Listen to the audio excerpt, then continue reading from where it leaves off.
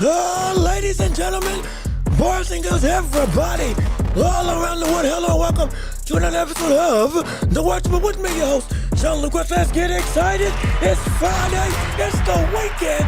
We done made it. And we're going to have ourselves a time today. Trust and believe it's going to be all glitz and glimmer, all show, all go, all gas, no break. We're going to have ourselves a great time today covering the world of boxing and beyond on today's episode. Again, we still got the aftermath of Canelo and Crawford. We got some talk that we need to have with Gervonta Davis and Jake Paul. And do we really care anymore that this fight is even going on off the backs of the mega event that was, again, Canelo and Crawford? All that and a couple more things that we have on the agenda topic of discussion, but also it's the championship round today. Don't forget, you all drive the conversation.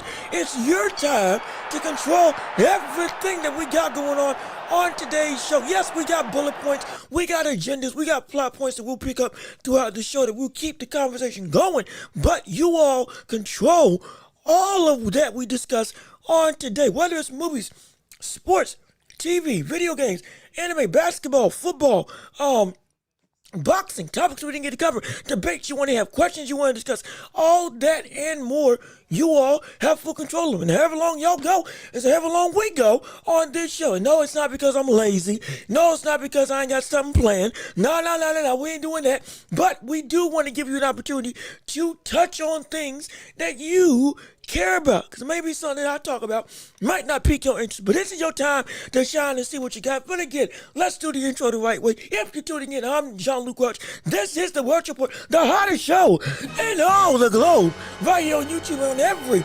podcasting platform imaginable. Now, we had some power outages yesterday that caused us to not be able to finish off the show through the normal streams. We had to go to I think like YouTube Live on the phone. We still did our hour 90 plus the hour 50 we did on here. So collectively, however long that was, hey, we did our thing. So thank y'all who came through for that as we had to adapt. But now we're back. We're here. Everything's working. Lord willing, nobody else hits a pole, and I don't need that happening again. Good gosh. Learn to drive. Dang it. But again, that's a no, that's insensitive. I'm sorry. No, we hope everybody's safe. I don't know who hit something. Somebody hit something and caused the power to go out yesterday. We good now. We're going to have ourselves a great time on this show. Also, be sure to subscribe to the channel. Hit the notification bell so you know whenever we post right here on YouTube. Also, be sure to put your chats down in the comment section below, and we can bring it up like with Bravery, that's what it is. Bravery, what's going on, man? How you doing? Glad you're back. Good to see you. Let's go. You're doggone right. Let's go. Cause we ready to have some fun. Shall we? Love King as well. Thank you for tuning in. How you doing? Good to see you. Hopefully you're enjoying the show. The best boxing your show on YouTube. And look, we appreciate it. We're trying to make the best that we can. Hopefully we're giving you a product that you enjoy. And hey, whether you agree or disagree, we just want some great conversation. We want to give you an opportunity to have something where, hey, we can have some discourse. We can have some friendly fisticuffs of sort, like they used to say back in the day, to be able to talk about the sport, hey, that we love, and just sports world as a whole, because there's a whole bunch of stuff to discuss that we can delve into. So we appreciate the sentiments. And if anybody else has anything they want to say to help drive the conversation, chat is available for you all, and we can bring it up absolutely. Also, be sure to share the show with everybody you know, so we can keep on building up this empire together, making this show the best it can be, growing exponentially, all thanks to you and your support. And hey, if you would like to support the channel, and while we don't have monetization just yet, it's coming down the line, we have Cash App, we got PayPal, we got links down below in the description. If you would like to support, anything that you can give will be meaningful and will be helpful and will help us to invest back into the show. Again, it's my job for now, so you all are the best way to make money. I'm using it. No, I'm kidding. But no, to help make this show better, it's made possible by viewers like you. And if you keep on supporting and making this show great, we can grow. We can turn into the hottest show in all the globe. Absolutely. And we can live up to the moniker that we're already walking out in every single week. But again, with all that being said, hey, we got a jam-packed show to do. We got a bunch of stuff to talk about. And we have,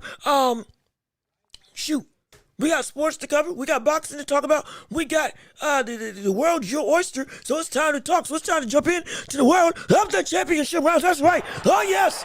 Oh, yeah. Let's get it going. Let's get it popping. Let's get it started. Make your voice your own. It's time to shine. Let's see what you got to say. You all drive the conversation all day long. And whatever you want to discuss, hey, the floor is yours for whatever you want to talk about. Oh, real quick, before we actually get started with that, because I do see some people commenting in the chat. We do have a milestone to celebrate. Hold on, wait a minute. Hold on. Wait, I forgot. We got a milestone. As of yesterday, we have officially hit 2,000 subscribers. Yes, sir. We did it. We did it. We done hit 2,000 subscribers. We done hit the big 2K. That's right. And I ain't talking about the video game either. That scummy organization, 2K Interactive. But that's a whole nother conversation. Regardless of which, hey, we done made it. We done achieved the impossible. Man, we gonna keep on achieving the incredible, all with you and your support. We collectively have now garnered over 2,000 people who have said yes to this channel, to want to be a part of the rise and grind and the absolute, I don't want to say monopolization, but the absolute overtaking. Invasion. That's what I'm looking for. Join the invasion of this YouTube space and cause us to be a growing, ever encroaching, absolutely unstoppable force in the world of not just the boxing community, but just of sports media as a whole. Oh yeah, we becoming something serious now. We becoming something great. We becoming a threat. Y'all better watch out. I don't care who you are, champ side, showbiz, if we're gonna go with the basketball route, if we're gonna go the basketball route, what is it? Legend of winning, agent, Casanet, all of you. Yous better watch out. We on the way. We coming. But that power round title is right with, well, I'm not going to say it's within our reach, but it's in our sights now. Oh, we done got that. Took us a year to get to what? I think like 900. Less than a year to get 1,000. Now even less to get to 2,000. Oh, we rising. You better watch out, buddy. You better be careful. Oh, you better be wrong. No, bump that. No, we need that. Yeah, you better be careful. You better watch it. You better watch your back. We on the way. We coming. Oh yeah, we coming. And it's all thanks to you all. And we growing and we appreciate it oh so much. It's been a special ride. It's been a special day. It's been a special week. And hey, we're going to keep on doing the impossible all with you all. Essentially, the wins for ourselves. And we appreciate it oh so much. So thank you all that have made this possible. And we're going to continue to grind. We're going to continue to rise. We're going to continue to be the best that we can be and live up to the expectations that you all have and be a dominant show in every aspect of the word. So thank you so much for it. And it means the world to me. Absolutely. I appreciate it. I couldn't have gotten here without you. So I appreciate it oh so much. But now, let's jump into the championship rounds for real now. Let's get it popping. Let's get it started. Let's get it going. What you all got to say on the matter today? 2K scummy. I'm reporting you to Mike Wang. May you never win a game again. Hey, brother, hey, look, he can do what he wants. Tell that brother to bump up defense on 2K26. I don't care how much of an offensive fun game this is, brother. If I'm 7 feet tall and I am in somebody's face who's 7'4", it should not be that I don't get nothing but a 10% contest, and if I don't jump, it is worthless when they are just standing in front of me, just waiting to pull up without creating any space. You're doggone right, that's a problem, and I'm sick of it. I'm sick of it. Sick of it, I tell you. Can't bump nobody. Can't stop nobody once they actually do a running fake. That's all I can say, Bring back 2K19 defense. Give us a chance to be able to actually push somebody out of bounds, Knock somebody out. That's what we want to do. Good gosh. I'm trying to break some necks out there on defense, and I can't do nothing because people sliding by like I'm stinking dipped in grease. It's ridiculous. Oh, it's ridiculous. Oh, boy. But yeah. Tell Mike Wayne to come through here, and I'll give we can have some words. I'm going to ask him some hard-hitting questions. We're going to say, but how in the world are you a multi-million, dare I say, or nearly billion-dollar company, and you are still having this much problems on server issues, to defense, to offensive responsiveness, all that stuff. We're sick of it. Sick of it. I still play it, sadly, but it's still sick of it.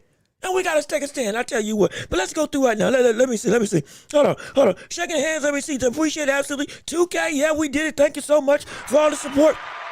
Sorry for going on a tangent. I do apologize. Scrolling back up real quick. Your thoughts on a prime, on a prime Crawford fighting a prime Mayweather if it happened. We did address that yesterday, before the stream unceremoniously went kaput. I'm gonna come back to this question. Let me answer Love King's question first, because I think he was the most recent, and then I'm gonna answer that one as well right after this. But who wins, Deontay Wilder or Andy Ruiz? I saw them face no, so there's speculation that they're gonna be fighting each other. I don't know if it's gonna happen. Now, mind you, last time they were gonna fight, there was a chance, there was an opportunity where Andy Ruiz and Wilder were gonna fight a couple years ago. I think it was Andy Ruiz that turned down that money. And he said he wanted more money. And then boom, he saw what happened with Jarrell Miller. And he saw the downturn of his career just continue to go and go and go. He kind of shot himself in the foot because he could have made some more bank. They're probably, I haven't seen them facing off, but if you did, then they're probably trying to hype up an actual fight with each other because both of them are on their last legs in their career. So who wins? I don't know. I don't know. Wilder is so far and away the confident, dominant puncher that he used to be. No technique at all, but the confident, dominant puncher, he's so far away from that. Ruiz could come up and catch him with a bunch of flurry shots, but Ruiz is such a bad fighter at this stage in his career that Wilder could just come through and boom, bang, bang. One, or rather, a jab, straight right hand through that guard with that length. All of a sudden, that's over. So it's honestly, it's a battle of the bad at this point in time. It's a battle of the bad for where they are at this stage in their career. I really don't know who wins this fight because they're both so different in such a bad way. I wouldn't say that Ruiz has retained a better skill set thus far, sure, but even then, I don't know, man. I don't know. I dare say I might pick Wilder just for the sake of he'll be able to catch him with that length. And he still has enough commitment to that explosive power. And he looked at least a little bit better against Herndon, though it still wasn't great. That, okay, he might be able to still have some ability to go through and get this fight stopped. And still be confident in the best weapon he's got, which is the 1-2 combination. The jab into the right hand. That's the strongest right hand we've seen in boxing history. I'll pick Wilder, I guess, for that reason. But my gosh, I don't know, because they're both in the dirt right now from the standpoint of talent. But let me see what y'all got to say. Now come back to your question. Blavey, prime Crawford, prime Mayweather. If it happened, well, it would be a chess match. It would be an absolute joy to watch from a technical perspective. No question about that. From the build-up to the actual fight itself, it would be incredible. Because right now, this is the prime Crawford. You went from between 147 and this version of Crawford at 168 that we saw fight Canelo. That's about the prime. Though it's the later stage in his career. He's been as dominant as he was at 147 as he was against the likes of somebody like a Canelo at 168, which is insane. That Madrimon fight, again, was because of a stylistic matchup. But, like, he's been that dominant from, 2016 all the way to now. And, again, he's 38 now, but he's still looking just as dominant as he was when he was 34. Which is insane, 33, during that stretch. So, it's preposterous. Bud would bring, Crawford, or Mayweather, would bring out probably the best tactical version of Bud that we've seen. Absolutely. And as of right now, and I think I said this yesterday, yeah, I would take Crawford to beat him. If they fought against it, I would take Crawford to beat him. I would. It'll be a great fight. But and we're probably gonna delve into this more later on in the show. But yeah, I'd probably take Crawford to beat him after what I saw him do to Canelo, and the back end also of what he's done for the entirety of his career. Never even having a majority decision win over an opponent. Being unequivocally the best with no equal of this era. And the style in which he wins as well, or the fashion in which he's able to win. And just his talent in himself. That would be an incredible fight. But I'd have to pick Crawford. I would have to pick Crawford to win that fight if I was there. It's on Shaka. People might disagree. I understand, but if they fought against each other, though Mayweather would have that speed advantage, absolutely. And again, the mental IQ would be something that is one of the best ever seen. From what this ain't me trying to be recency biased. Like, Crawford's right there with him. And then as a fighter as a whole, he's more well-rounded.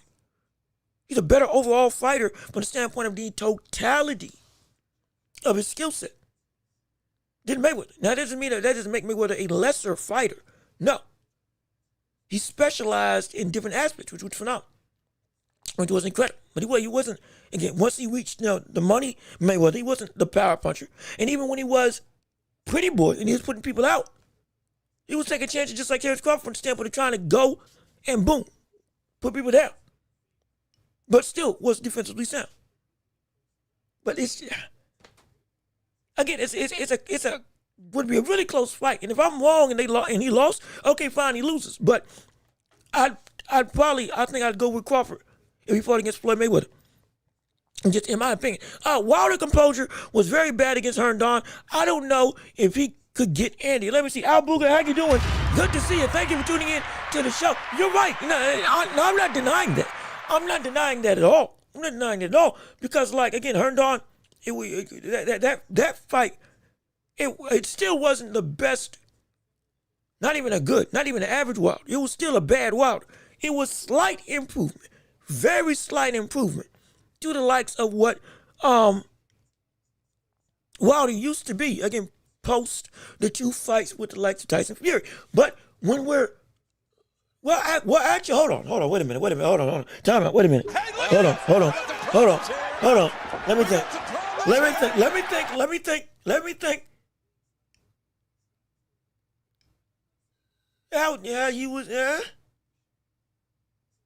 They get frustrated at times, was a little bit annoyed. Even with that 1-2 that he was throwing, he wasn't committing in the same way. Still making some of the same mistakes. For some reason, he was even more lenient to let Herndon off the hook when he had him on the ropes in the corner, instead of really trying to go for broke up until the later stages in the fight. You know what? You might be right. You might be right in terms of changing my opinion. Because Ruiz is bad. Wilder's worse. Even this Wilder now, which is, again, a slight improvement. With, again, the also degrading of Ruiz as a fighter, what he does in the ring. Yeah, no, Wilder's worse. I take it back. Yeah, no, I'm picking Ruiz. I take it back.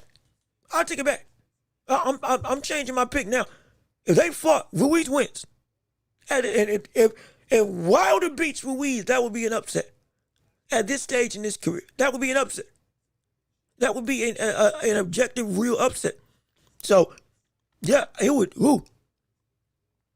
It's sad, but it's the truth of the matter. But let me see. Does Tyson have a chance to beat Floyd in their up and coming? Oh Lord, see. Oh God. Oh no. See, this delves perfectly into the conversation I wanted to have when it came to the circus fights in boxing right now. Because we can answer it. Does Tyson have a chance to beat Floyd? Sure. He still has the ability, if he catches him clean, yes, to put Floyd Mayweather to sleep.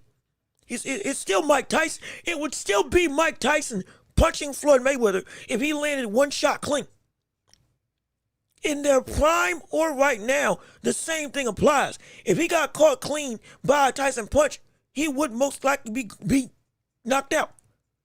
Because it's still, regardless, again, if people got caught by George Foreman with a straight, naked punch, even when he was old, but they still gonna get rocked.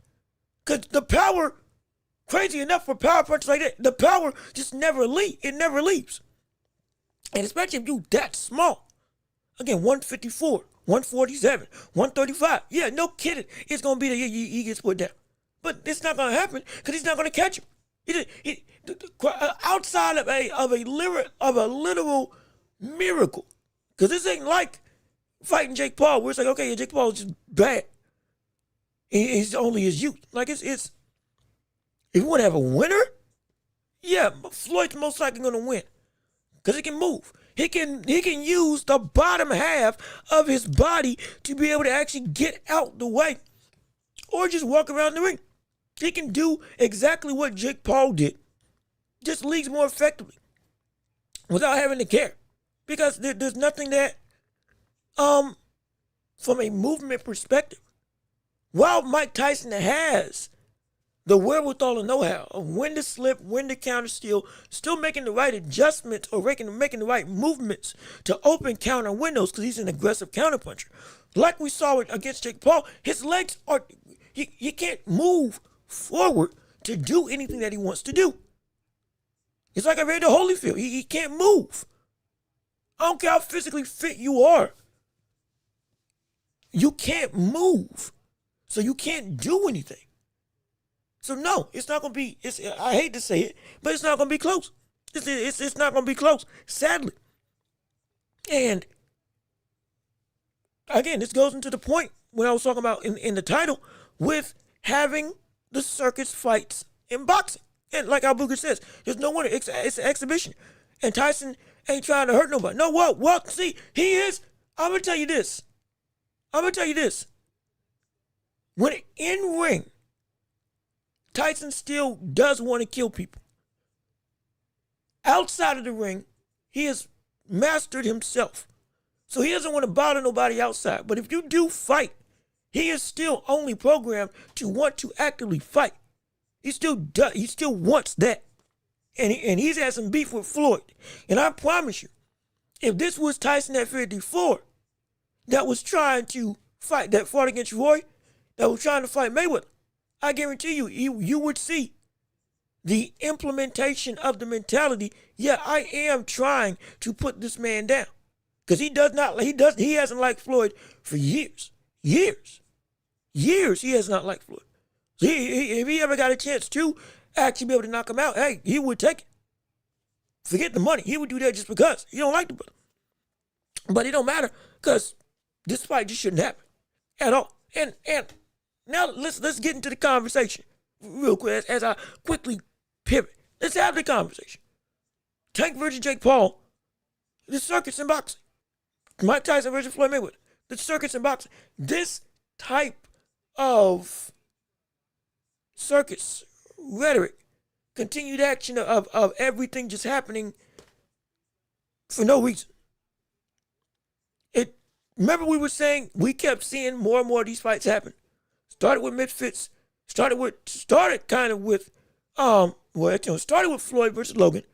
Then trickled down into influencer boxing. Then trickled down into Tyson versus Roy Jones Jr. Then trickled down to Jake Paul going through and making his own name by fighting everybody else. And now we're looking at Tank and Jake Paul, Floyd and Mike Tyson. And all of a sudden, the ire has gone from, oh my gosh, here we go again, to a lot of the public doesn't really care. A lot of the public doesn't really care now. A lot of the public doesn't really care. Again, I believe it was the Georgia State Athletic Commission, essentially did not allow for this fight to happen in their state because, and they had a whole statement saying like, no, this is a farce. We're not going to let this happen. They had to move the fight to Miami. And who knows, maybe Miami will go through and stop the fight from happening there as well on their own home turf. Now, is it likely? No, because it's Miami. And if they can make it, and not disparaging the city, but they're spectacles. That's part of their MO. That's part of the shtick of the city. It's going to be a big deal. People going to want to fly out to Miami to watch Tank beat up on Jake Paul. People just don't like Jake Paul. Vacation in a show. What more could you ask for? That's what's going to take place. Well, that's what's going to be seen as. So yeah, it'll still sell, sure. But in the aftermath now of Canelo and Crawford, all of a sudden I started to see quickly the sentiment change. And people are starting to wake up. People are starting to see on a big stage, on a big scale, with a big fight, that atmosphere brought the third biggest date in boxing history with legitimate talent in the ring against each other. Filled with some good fights throughout the night. Capped off by a historic event. And people were like, yo, this is great. This is phenomenal. They loved it. 41 million people stayed up till 2 in the morning, at least on the over here in the States, to watch this fight. And then they stayed up subsequently afterwards to watch the fight with Inoue versus MJ. Over what was it? I think reportedly over 13 million people saw that fight as well. So all of a sudden people are starting to tune in and see real boxing on a big stage with actual talent. And next thing you know, they're looking at the fights with Tank and Paul and they're saying, hey, this is disgusting, horrible, terrible. Why does this exist? People are starting to ask questions now. The wider appeal of these spectacle type of fights no longer is just, okay, it's going to happen inevitably. Inevitably. Now we're saying, do we really want to see that? After witnessing what we saw this weekend, seeing this pomp and circumstance backed by actual substantive talent and big historic names fighting each other that can actually fight, with Christian, with Billy and Martinez that fought 2 fights beforehand. This is what boxing can really be. This is real boxing. What are we watching with Jake Paul? Why is it that Jake Paul is selling out arenas and stuff? People are starting to question, why is that brand of boxing, the spectacle side, been able to take up most of the money? If this is what we can have at the best of the sport, in the real boxing sense. And people are saying, fans, both casual and hardcore, are starting to look at this and saying, you know what? I don't want to see Tank fight Jake Paul. I don't. It would be nice to see him knock him out and just stop the run, but I don't want to see this fight. I don't want to support this endeavor. I don't want to be a part of this as boxing with me as a witness. I don't want to see Tyson and Mayweather. Why is that happening? What the questions and concerns are starting to pop up throughout the boxing landscape. And it's people waking up to saying, oh, we forgot what the sport actually was built on and what it's supposed to be. Now, we see it. We see it for real at the highest level. And we want more of it. We really do. We want more of it. And so, not gonna lie, this Netflix card could have been something serious. Let me see, true. There's zero buzz around either. Yeah, there's zero buzz. The biggest buzz around the Tank fight was that he got canceled. The biggest buzz around Tank and Jake was that he got canceled by the Georgia Commission. And everybody was celebrating. I mean, everybody was through the moon. It was through the moon. And if boxing was this consistent with their stuff, like I said, this would not exist. But again, when the truth comes out, it always shows the fake side of what's been supported. When the truth comes out, it always sheds light on what actually isn't real. And what actually isn't substance, what actually means nothing. What actually is hurting you in watching and showing you, hey, you've been eating slop. Now, let me give you some Wagyu steak. Let me give you something serious. Let me give you something real. Let me give you some authentic cuisine. And you can see now what this sport can be about. which for a lot of people, they didn't know. They didn't care. Because the glitz and glamour of what was sold was the issue and why good fights never got their acclaim, but bad fights were able to do whatever they wanted to do. Now we're starting to see the appetite I talked about. Now it's starting to build up. The appetite, the consistency now. People are looking at 2024, 2023. They're looking at the fights over the course of the last 2 years and saying, wait a minute. We were on a tear. How did Jake Paul overshadow all this? And now with Crawford and Canelo, how has he ever been able to go be a bigger star than any of these people? Or be at nearly the level of these people when we see how they're able to fight and what they can bring when they actually step into an ring. Again, fake Joey looks good until it gets put against real Joey. That's the thing. Fake Joey looks good until you put it against real Joey. A fake diamond can pass until a real diamond comes into play. And all of a sudden you're like, oh, this is not the same. It ain't the same. Everybody's chain ain't different because it ain't built with the same material. In this case now, you saw what a real gold chain looks like. And the public saying, wow, I want more of that and not more of this slop. This could cause for these spectacle fights to stop. Tyson Mayweather might not get enough buzz. Boom, fight doesn't happen. Tyson and Jake Paul, Miami could say, you know what, I put my foot down. We ain't doing it either. Next thing you know, Tank's out of luck, Jake Paul's out of luck. Until he fights somebody that is actually worthwhile on an undercard of another fighter to show if he's really like that or not. And then boom. We get back to the true reality of boxing. That's all we want. That's all we're asking for. But let me see. Sugar Ray Robinson versus Bud at 147. Yeah, I'm taking Sugar Ray on that.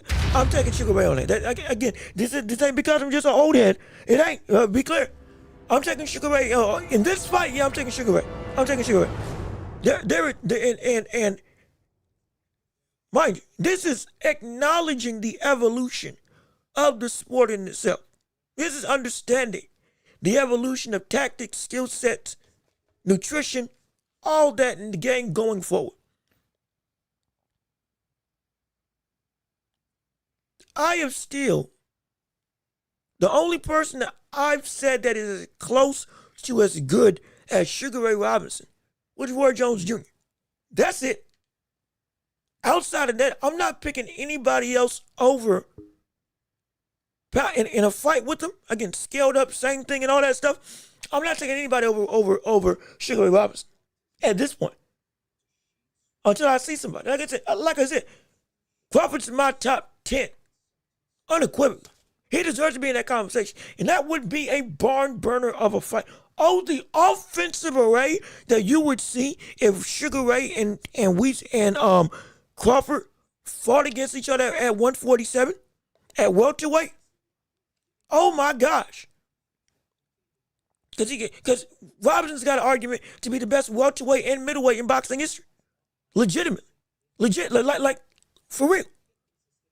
He's insane. He was almost perfect in nearly every category. Watching him fight as well as just names that he beat. That would be incredible. That would be phenomenal. The offensive spectacle that would be, oh my gosh. You want to talk about like real dog on dog? Oh, that would be insane. That would be insane. That would be an insane fight. That would be incredible. I'm still taking Sugar Ray Robinson. He ain't better than Sugar Ray. He's not better than Sugar Ray Robinson. He ain't better than Roy Jones Jr. But he definitely deserves to be in the conversation, and he would give both of them such a good fight. He would give both of them good fights. He would give both of them good fights. He wouldn't win them, in my estimation. But he would give both of them phenomenal fights. Absolutely. Let me see. I kind of feel like Ray Leonard, Ray Robinson, and Bud are three of the most complete fighters ever. I don't know who wins any of those fights. Yeah, no, I feel you. I do feel you. It's and again, we're not just trying to buy into oh, it's just recent, so we're just trying to give him all the flowers just because. No, we're not doing that. We're in legitimate senses. Crawford has, and the crazy thing is, Crawford is not faster than many of the confidants that we're talking about him in from the standpoint of physical abilities. He's a freak of nature, no question about it. But of the Robinsons or the Sugar Ray Leonards or the Roy Jones Juniors or the others in that sect of the 10 greatest that we talk about in boxing history, he more so, he beats people with his instincts. If that makes sense. He's such an intuitive fighter that he's a chameleon. That's what makes him so special. On top of everything else that he is, it's not the speed, it's not just the outright raw power, it's not just the durability, it's not just the sixth gear they can shift into. It's not, all that is absolutely great. It is his chameleon-like ability to change on the fly and read, react, adapt, and essentially evolve in front of your eyes. That is so hard for anybody to beat. It's so difficult. Now, again, when we're talking about others in the world of boxing, like of this caliber, yeah, they have that skill as well. But but even amongst that, he is one of the best I've seen at being able to shift and change as a fight goes on to do what needs to be done to capitalize on your biggest weakness and to make your biggest strength your biggest weakness. It's one of the best I've seen in that facet that makes him so hard to beat, even for anybody. For anybody. Like in boxing history, for anybody. In some cases, it's subtle up until it's not. In some instances, it's subtle up until it's not. So like, okay, he's having a good fight. It's a close competitive affair. And then all of a sudden, it'll be one round and suddenly, not necessarily it'll be one round left in the fight. But I'm talking about like it'll be going that beat of a fight. It'll be going that type of fight path. Okay, close and competitive, back and forth type of affair. Some wins here, some wins there. Boom, boom, boom, boom, boom. And all of a sudden, next thing you know, it just stops. It just stops. Like it just full stop. All of a sudden, you're looking at the fight and you're saying, wait a minute, what happened? Because now all of a sudden his opponent looks bewildered, frustrated, uneasy, unsure what to do. How he's second guessing himself. He is hesitating. He's getting hit cleaner than ever before as the fight gets later and later on. And this wasn't the case a round ago. What the world is happening? All of a sudden he's getting backed up. What the world's happening? Y'all were both just on the same playing field a round ago. It looked like the opponent was gaining some ground, and all of a sudden now it's as if the fight never actually started. It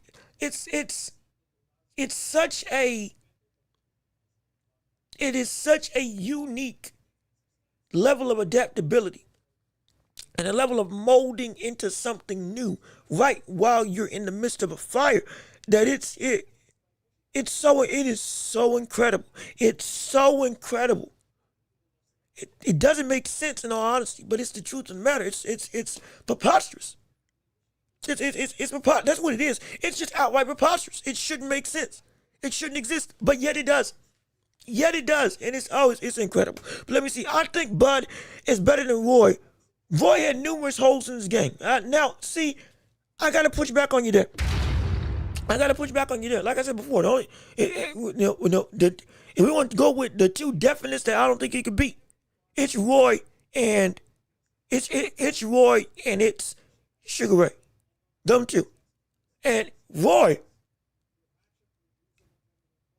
how do we say this? Roy's holes, and the holes in Roy's game got exposed once the athleticism faded. But if we're talking about when he was at his best, there were no holes in this game. There weren't. And I'm telling you this, like I said, in a way, two sides of the same coin. Athleticism first, fundamentals second. Because he understood the fundamentals of boxing, he could break every rule imaginable and do what he wanted because he knew, yeah, I know the basics better than you at every facet. This man made James Toney look foolish, not just for the knockdown, but for the entirety of the fight. James Toney, who from a pure technical perspective is one of the greatest, not just counterpunchers we've ever seen, but one of the greatest fighters, period. But it's like 76 and like 5, 76 and 6. He also was able to move up because of the fact that he was overweight. And then, the body got away from him. But even with that being the case, he was still able to go and win at heavyweight. Beat him in the Holyfield, though, again, he was older. I think he faced off and beat Ruiz as well for the title. I believe. I'll look it up to make sure. I will look it up to make sure.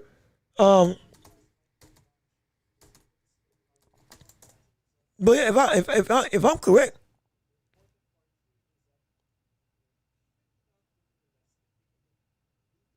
yeah, he won a heavyweight championship, and was it 03? 03 or 04, one of the two. But regardless of which, that was it was 05.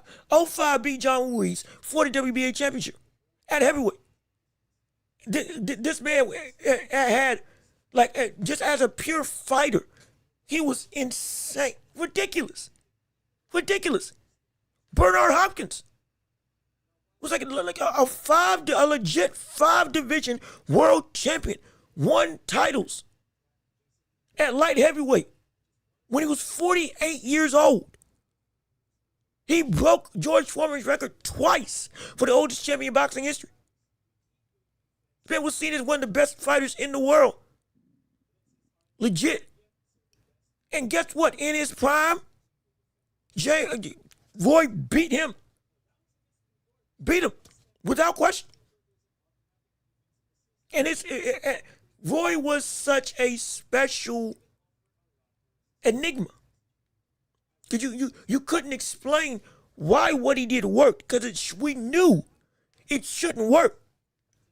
But he was so good that he did work. He was like, just like with Ali, we always say you shouldn't lean back to avoid a shot. You shouldn't put your hands down to try to get away from somebody. You shouldn't just be trying to slip everything. Block some stuff. Some of his offense that people would say, you don't teach that as a means to make a fighter great. But guess what? Because he broke those rules, that's exactly what made him so hard to beat. Because he could do it, and nobody else could do it. Nobody else could do it. He was just different in every regard. Roy had people in bigger weight classes saying, hey, I know I can knock out heavyweights and I can beat anybody in the world, but I'm going to need some time to train for that one brother, Roy Jones Jr., because he's not like anything else in boxing right now. We can say Crawford's the same way, absolutely, but I'm telling you this, Crawford, he ain't that.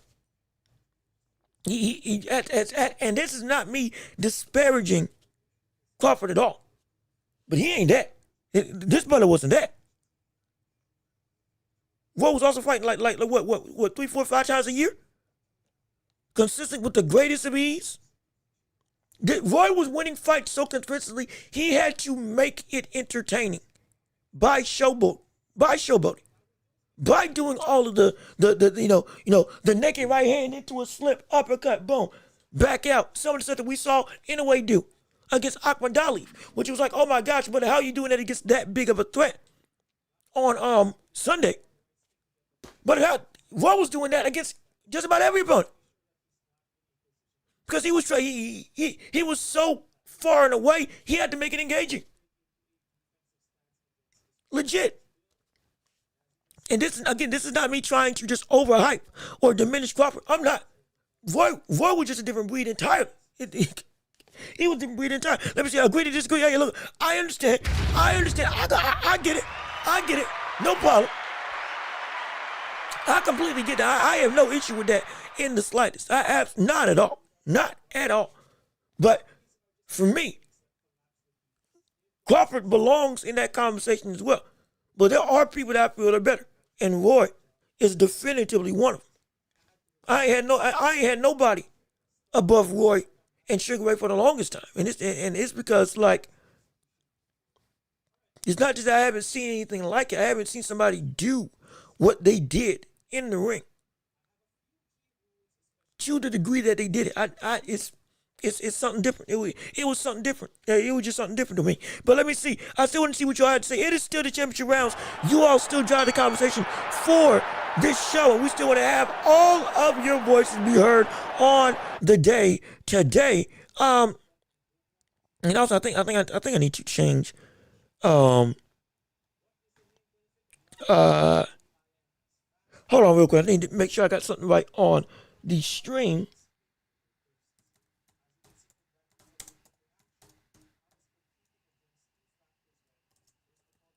Hold on, wait. Hold on. Give me one second. Hold on.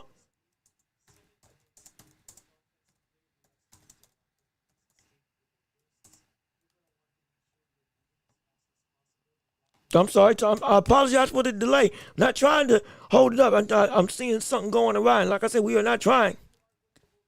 We are not trying to have something go bad on this fight. Or on this show for today's episode. Unlike last time when stuff just went completely kaput.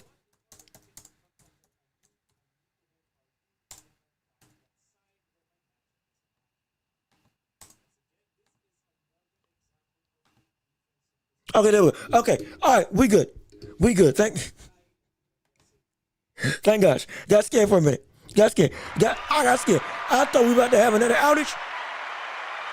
I saw stuff flickering, and so I immediately went into production mode, trying to make sure we all good. But we good now. We good. Everything's okay. We all right. We okay. So now, real quick, with some more conversation, we touched on Tank.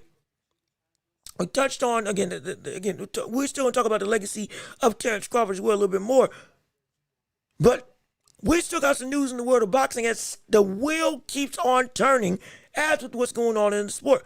And we're getting more and more inclinations that it's looking like TEO and SHAKUR might actually be a fight that goes down. Legit. It's been a lot of talk. I mean a lot of talk in the world of TEO and SHAKUR Stevenson with them fighting against each other. And it would be, at this point in time, if I got my stuff correct, it would be TEO fighting up to 147, moving up to fight him. If that's the case, we got to readdress the instance of who's going to win this fight. Now, again, once it gets fully confirmed, yeah, we're going to have a big old conversation, big old discussion, and all that stuff. But do we really think that TEO will be able to outbox SHAKUR Stevens, just on a pure technical perspective? Or is the insane physical capabilities that we've seen with TEO, with, again, the power, the athleticism, the flexibility, the offense that he can throw, the instant reactions he can have against opponents to be able to, boom, turn and counter just like that? Is that going to be something that SHAKUR is going to be overwhelmed with? Legitimate. Because I don't think in SHAKUR's career, if this fight goes the way it goes, he's ever faced off against somebody of the caliber of a Teofimo Lopez in his pro career. I don't think he has. Unless I'm wrong, I don't think he has. I know he's been talked about with the likes of Tank consistently throughout his career, as both of them in the same rat race together. But in terms of actual in-ring quality, I don't think he stepped in the ring with somebody like a TEO ever in his career. And so it begs the questions. it begs some questions about whether or not his ability can overshadow the ability of Teofimo Lopez. And if it's true puristic boxing acumen, or pugilistic, boxing acumen, can overshadow the better, well-rounded ability. Because it is a better, well-rounded ability that we see TEO have. Now, off the backs of what we saw against Zepeda, William Zepeda, that changed a lot of people's minds. Oh yeah, that was the best performance of Shakur Stevens' career. And it showed he could handle himself on the inside. It showed he could handle himself against real boxers, against in a firefight. It showed, he's already proved he can handle himself against real boxers. But in a real like war, in the pocket, without having to just use your feet, okay, what can you do? And he still did flawless work. Flawless. It was just about as much of a flawless inside performance as you would want from a guy that we always say can never fight on the inside, that is boring, that is scared to get hit, all that stuff. The man was phenomenal. It improved, and it gave a lot of people a level of confidence. Are you one of those people? I want to hear from you all. Do you think TEO and Shakur, or why do you think TEO and Shakur is a PBC fighter? Well, all right, well, actually, no. Well, hold on.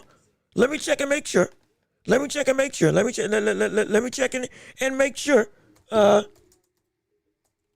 Is TEO wasn't with.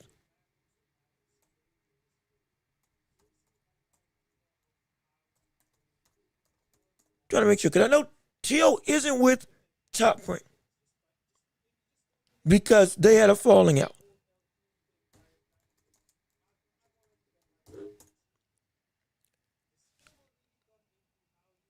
Oh, wait, excuse me. Wait. Hold on.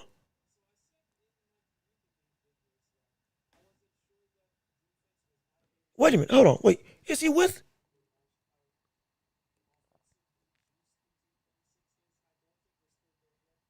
See, now I'm confused now. I know Shakur Stevenson. I know he's a free agent after his fight with William Zepeda, in terms of whatever promotion he's fighting with. Teofimo Lopez, reportedly, he's still with Top Rank. However, he said that deal is invalid, but it's still saying he's under the promotion. I'm a little bit confused. Wait, no, okay, never mind. I take it back. Both of them are free agents. Let me rephrase that. There we go. Got confirmation. Boxing scene, notable, and I'll put it up right here on the screen. Boxing scene, is notable boxing, journalistic, not paper, website, to be essentially one of the more reputable sources for boxing news. They're confirming 3 days ago, Shakur and TEO are both free agents in the boxing landscape. They are talking like we saw them in a press conference before the fight with Shakur and with Canelo and Crawford, hyping up their fight against each other that can happen potentially early next year. Okay, cool. Or mid next year. Fine. The event right now is being speculated to be backed as a PBC event, even though both of them at this point in time are free agents in their own right. So they're not attached to anybody. But it's looking like PBC will be the people that will be backing the fight if they do indeed fight against each other. And does that mean that they're signing a multi-fight deal and both of them are going to go directly under contract with them for the longest time outside of this one fight? I don't know. I can't say for certain. All I know is at this point in time, that's what the front-running issue or the front-running sentiment is. Let me see. Jamal Herring, I would say, was on TEO level. I mean, I don't, if you want to talk about from a championship perspective, okay, yeah, I can feel you. I thought that Oscar Valdez was a higher level than the likes of Jamal Herring once he moved up. No, that was before he moved up. My apologies. When he was still at 130, But even still, from when I say on the level, I'm talking about from the ability of a fighter, not just the accolades of like, hey, I'm a champion, I'm a former champion, I'm running the place. Because I don't, there's no competition when it comes to the talent level between Jamal Herring and Teofimo Lopez. When Herring was at his best versus TEO, shoot, right now, TEO is a better fighter in my eyes, in all respects. He's just a better fighter to me in just about every accord. So from that aspect, I'm asking, or from that aspect, I'm saying, at this level of somebody with where you are right now as a fighter, somebody who is able to box with you and fight with you, you ain't had somebody be able to do this before to this much severity as an optics level when looking at an opponent. Then Teofimo Lopez. It wasn't Oscar Valdez. It wasn't like this. Jamal Herring, again, great champion at that point in time. I'm not disputing him as his ability, but just as an overarching talent as a whole. Nah, we saw what happened. Like he lacked in the ability to truly, technically,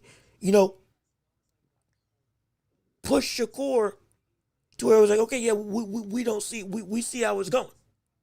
TEO can do that in a way that Jamal Herring never could. And that's not, again, it's not disrespect. It's because of how good TEO legitimately is. But let me see. This is going to be a tough fight if it happens. I got Shakur, and TEO definitely can give him a run. That's the thing. We're dealing with a man who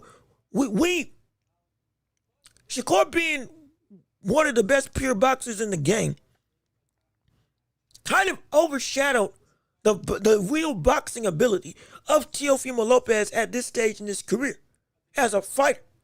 TEO is indeed a great technician, an elite technician.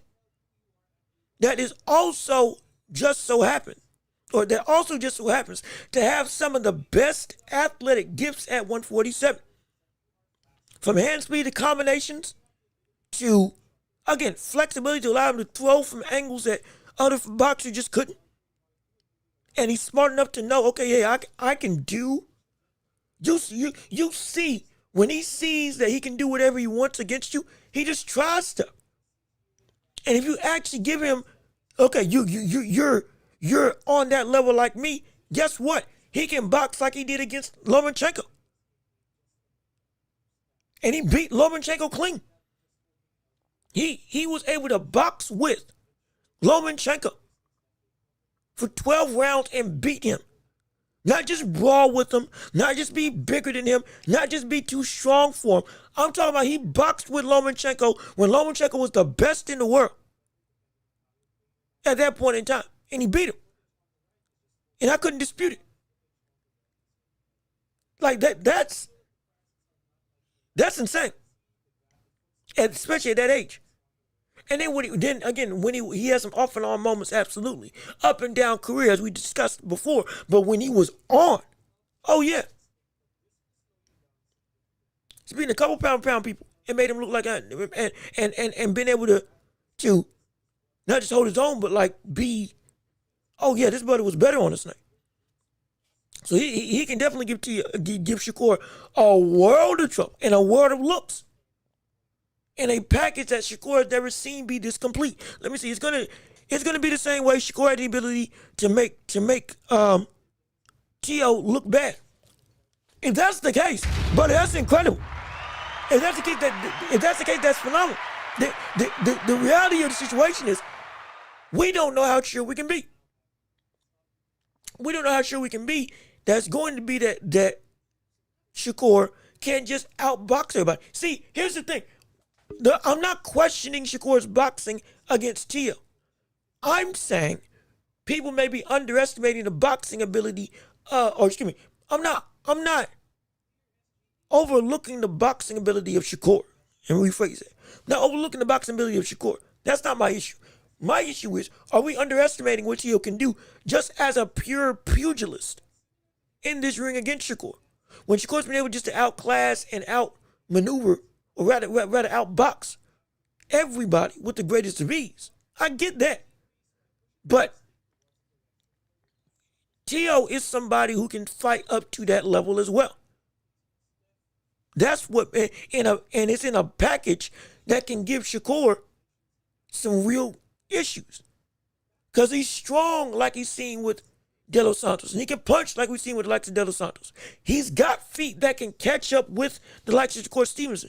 And if you do fight off the ropes against Teofimo Lopez, unlike William Zepeda, who it was more so volume rather than just precision.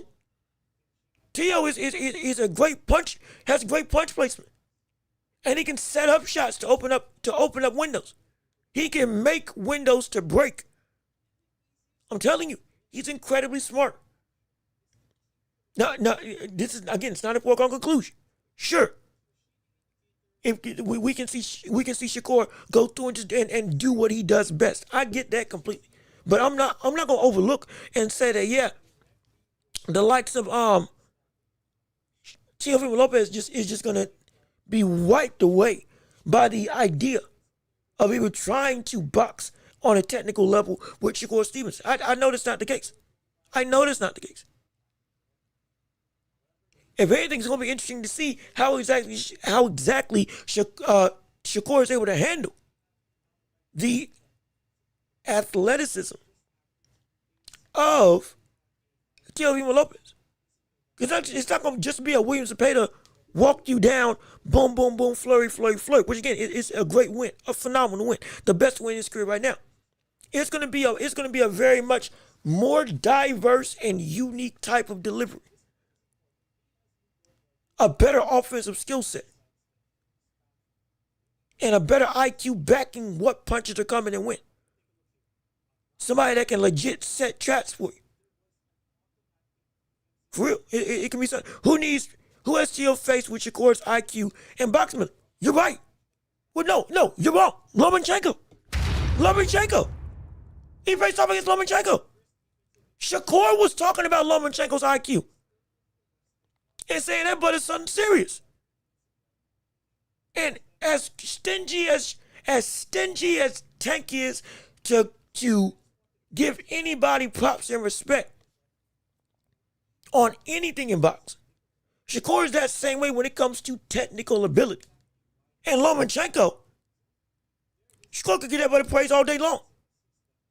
And by everybody it's acknowledged that Lomachenko was and is a technical savant. Like there ain't, you can't name anybody outside of Shakur now, or very few now, that meet the level of IQ and the technical perspective of just pure boxing ability that the likes of Lomachenko had. You can't. Most can't. Still. Yes, he lost. Sure, anybody can lose. But the ability was undeniable by everybody that faced off against him. Legitimately. This man was making people quit left, right, and center because they gave up. I can't beat this brother at all. I can't box with it. Forget just a punishment. I can't box with this brother. I quit. Not that I'm getting hit too much. They were getting hit a lot. But it wasn't that, the power was so dominating. It wasn't that, I'd see death in the ring, like people said when they fought against Joe Frazier. George Foreman. It was saying, no, I give up trying to figure out this puzzle. I quit. There's no way. Lomachenko beat that. He beat that. That's where it's like, yeah, he can get up to. That's why I say he can fight up to the level of Shakur. And when he's fought against, we can say what we want about the bad outings that he's had, which I have said. The unpredictability with Teofimo Lopez, and the issue was that we didn't know what Teo we were going to get on a night-to-night basis because he was so up and down. But we can say, when he's faced off against elite competition, pound-for-pound level competition, somebody that was seen as he's one of them ones in the boxing world, he did show up. He did. He showed up and he showed out. And at his best, We were calling him one of the 5 best boxers in the world. When he was performing at his highest. We were. I remember. I was there. I remember the comments, the chats, all that stuff. And I was there in the moment of time. So yeah, that's what we're saying. He can definitely give TEO something to worry about. He can. He legit can. But let me see. Daryl Anderson, how you doing? Good to see you. Thank you for tuning into the show. So glad you're with us on today. We're glad that you joined in on today's episode. Again, please keep on liking the stream, keep on sharing the show, and keep on subscribing if you haven't already to help us to continue to grow and thrive as a channel. Get the likes up because it gets people, gets the algorithm to push this show out to more people all across the globe. No question about it. But let me see. Hey, Jean-Luc, I'm being petty. MJ said he didn't have time to warm up, and Eddie Hearn is still hiding from his. Yeah, no, yeah, oh yeah, no, I saw that. Nah, that man got beat. He got beat. He got beat in such a complete way.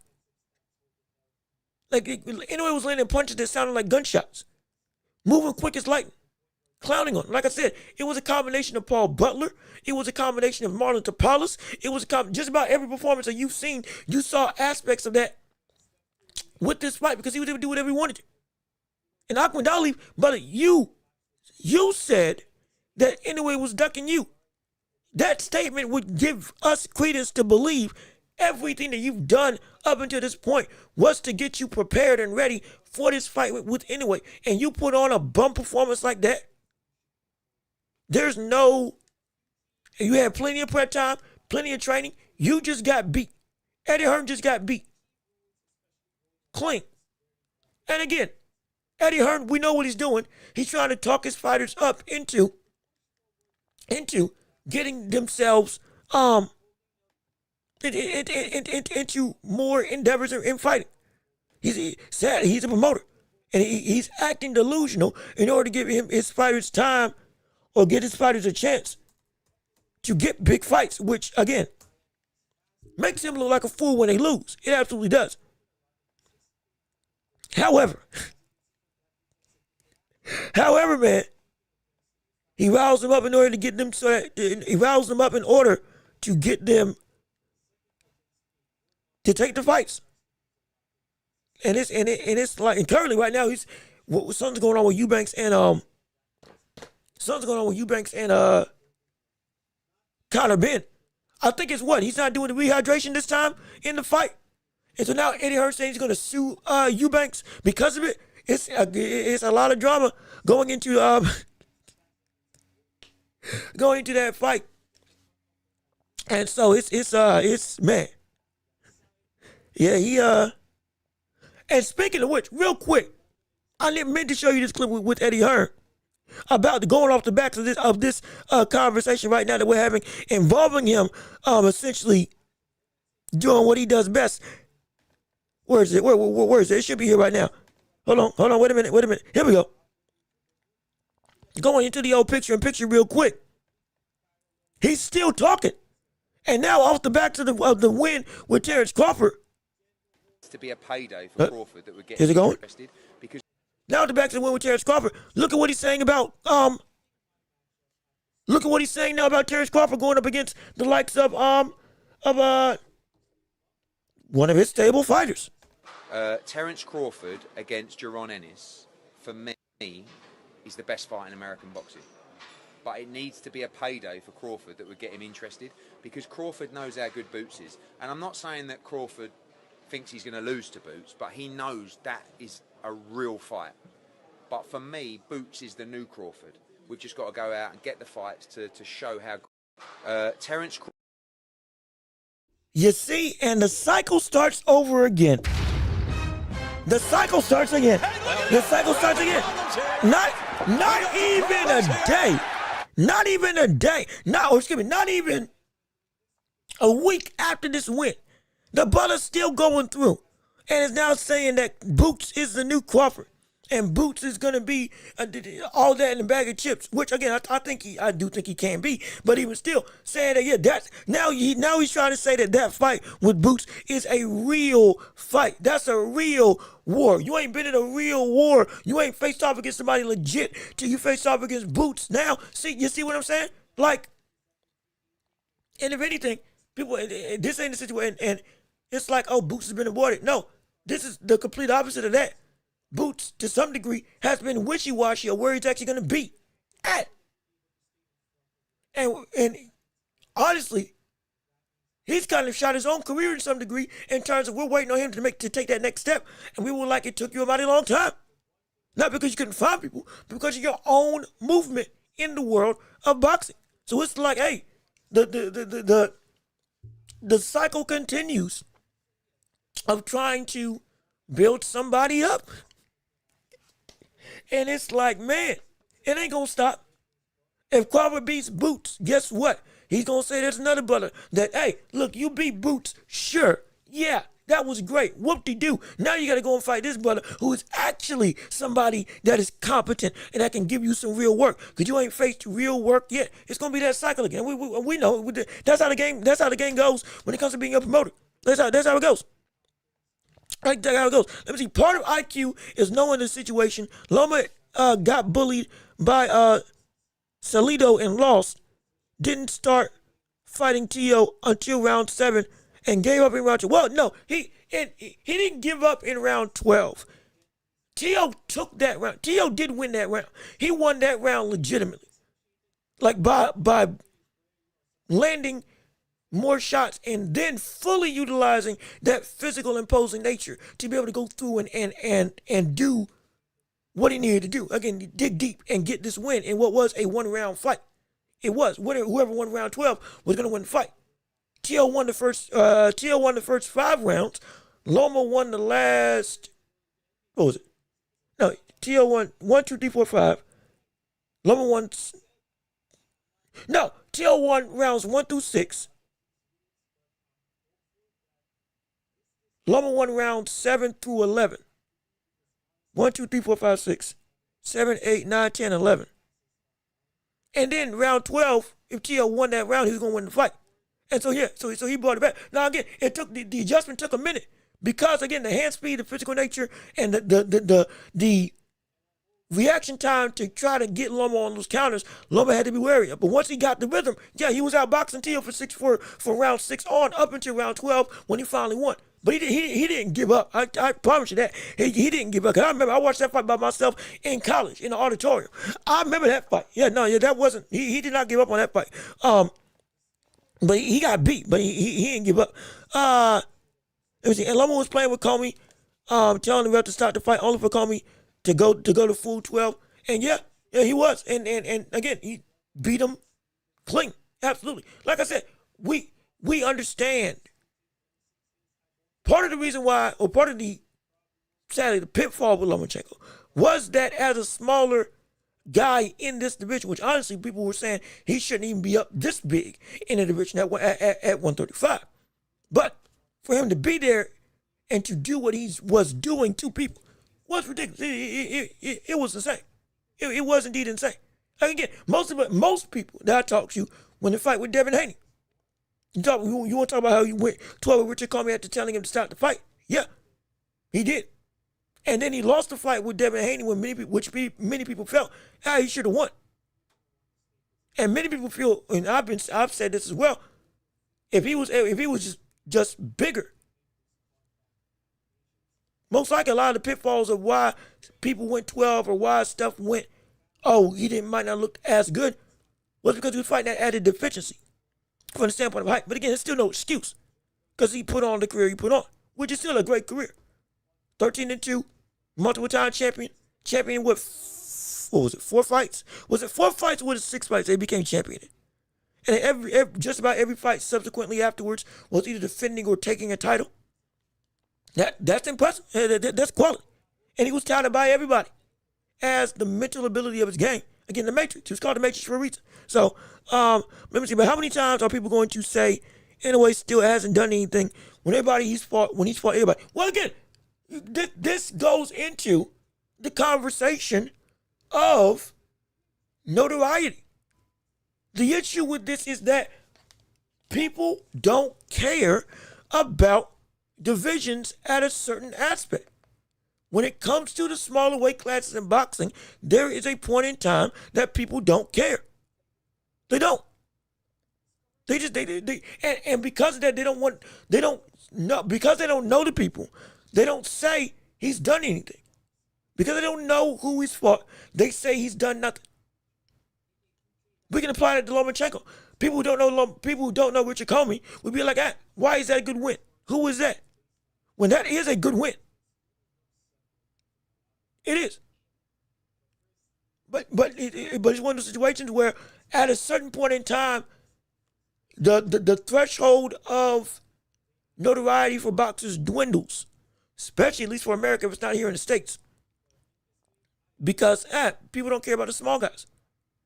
Anyway, by himself is a big name, absolutely. But the rest of the cohorts around him don't get the same level of notoriety. Because they're not marketed the same way over here, at least over here where I'm at, in America. And people don't want to take time to go and try to understand or learn about the division as a whole and who is there and who is good and why they're good. That's normally the case. Which is why, anyway, being on this dominant tear, people didn't care about him for a long time up until he fought against Stephen Fulton. Up until he fought against Nonito Donaire. When he was taking the world by storm. When he fought Nonito Donaire, that was the coming out party. When he fought Stephen Fulton, that was the validation. He really is like that. Because Stephen Fulton actually had a name that was at least somewhat recognizable by the wider boxing public as a fringe pound-for-pound top 10 contender. For a lot of people, he was right on the outside. And to go and beat him like he did, it was like, man, coming up in weight for the first fight in the new division at 122. That was like, this is something serious. And better yet, to box in the way that he did, it was preposterous. It started having people saying that Stephen Fulton wasn't even that good, when in fact he was. But it's because of the lack of notoriety of the division as a whole that makes people not care. Even Bam Rodriguez is taking a hit from this because purists and really hardcore fans, they know and they love Bam Rodriguez. Absolutely. But beyond that, he can get all the respect that he deserves. But it's going to take a minute for people to see what this man is really about. People are really going to care about him once he moves up to 118. Once he gets to bantamweight, people really going to start saying, hey, who is this kid? Who is this cat? What do you mean he's already a 4-division champion at 24 years old? What do you mean this man is one of the most accomplished boxers in the world right now, and he's not even, and he's sub 30? What do you mean he's top 10 pound for pound already? And he's above the likes of Canelo at this age. What do you mean? Because they don't know him. So he means nothing to them right now. People are still arguing to put Tank in the top 10. They don't even know the resumes of the other people that they have with Tank in the top 10. They just put him in there because they know him. Chris Arreola. Chris Arreola on Inside the Ring, when they revealed the latest pound for pound list for the Ring magazine as a whole on that show, Chris Arreola was saying when he saw Canelo at the 10th spot after this loss with Terrence Crawford, and Terrence Crawford at the number 1 spot, he was saying take Canelo out of the pound for pound and put Tank there.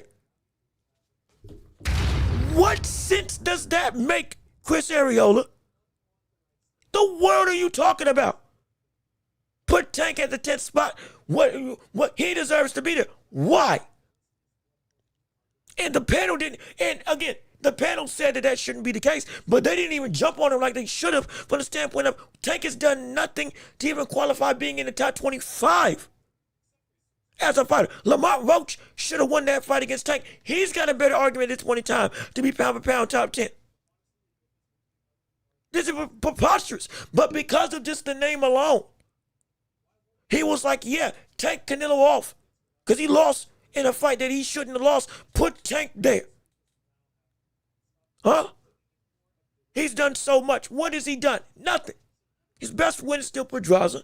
He still has not elevated his competition like he's supposed to. He still has left food on the table with Shakur Stevenson, with Abdullah Mason, with Keyshawn Davis, with Teofimo Lopez, with Devin Haney, not rematching Ryan Garcia. Any plethora of fighters from 130, from 135 to 140. He's done nothing. Yet still, he's getting that type of love. That should not be the case, but it's because he's known. It's because he has, again, the falsified evidence of greatness. Fool's gold that has been really worked to be polished and shined up, but it's not worth a dime. It's not worth a dime. Yet still, it is being counted as the real McCoy, the authentic thing. It's getting him notoriety over people that should get that type of positioning, that type of respect, that type of acclaim. It's doing that, and it shouldn't be. It's preposterous. It's ridiculous. It's frustrating. It's maddening. Yet still, it is prominent in boxing today because they don't know what the real deal is. More than anything, everybody ain't taking the time to find out who's who in the whole landscape of boxing. Because they're small. Why should I care? And there's too many people to try to figure out. And we can't keep up with everybody. To a degree, I understand that. But even still, there is a understood notion. You at least got to recognize when somebody ain't what you think they are. You got to go find somebody as a replacement and at least attempt to learn why somebody's as great as they are. And they ain't. People ain't. Even the people that we see on TV, they ain't. And it's a frustrating thing. It is a frustrating thing. But let me see. But when a fighter is going on his 26th consecutive title fight, the weight should not matter to an extent. That's what pound for pound is for. That's what pound for pound. And again, fought to become champion again. What are people talking about? They're talking out of ignorance. Understand. That's why we do this show to help people grow and learn. They're talking out of ignorance when it comes to talking about Inoue. They're talking out of, to some degree, willful ignorance when it comes to talking about Inoue. Because, again, they don't know 120, 122. They don't even know 126 all that much outside of the bigger names like Nick Ball. Or, if you're American, Raymond Ford, Bruce Carrington. And even then, people don't care about Bruce Carrington all that much. Because, again, he's at 126. Once you get to 130, now you start to get people starting to look at you and saying, hey, who is this cat? What are they doing so good? That's when you start getting some real acclaim on the wider scale. It's a shame, but it's the truth. That's the thing. And people only care about the most relevant thing that's near. And so it's sad. It is sad that people that should be marketed aren't marketed. Shoot, even Terrence Crawford, when he was dominating at 135, same thing. The cat's good. Pound for pound number one. Wasn't getting the acclaim. Who was he? Who was his brother? Huh? Is he Floyd? Okay, he's not. We don't care. Is he Pacquiao? Oh, he's not. We don't care. He was supposed to fight Pacquiao. He was going to fight Pacquiao. If Pacquiao had beaten Jeff Horn, it was going to be Pacquiao versus Crawford. That could have been the coming out party. Where he made his splash on the scene and took a belt from him. That could have been it. But sadly, the judging made Jeff Horn a false star because he didn't deserve to win that fight. And if he ever does say he deserves to win that fight, you should call him a liar to his face. Get that Kang or do what he did after the fight with Pacquiao. Get that Kang and that top hat and say what you want to do, huh? You want to you want the gracious way out, or you want to get put down because you just talking stupid. You're an old man in the form of boxing.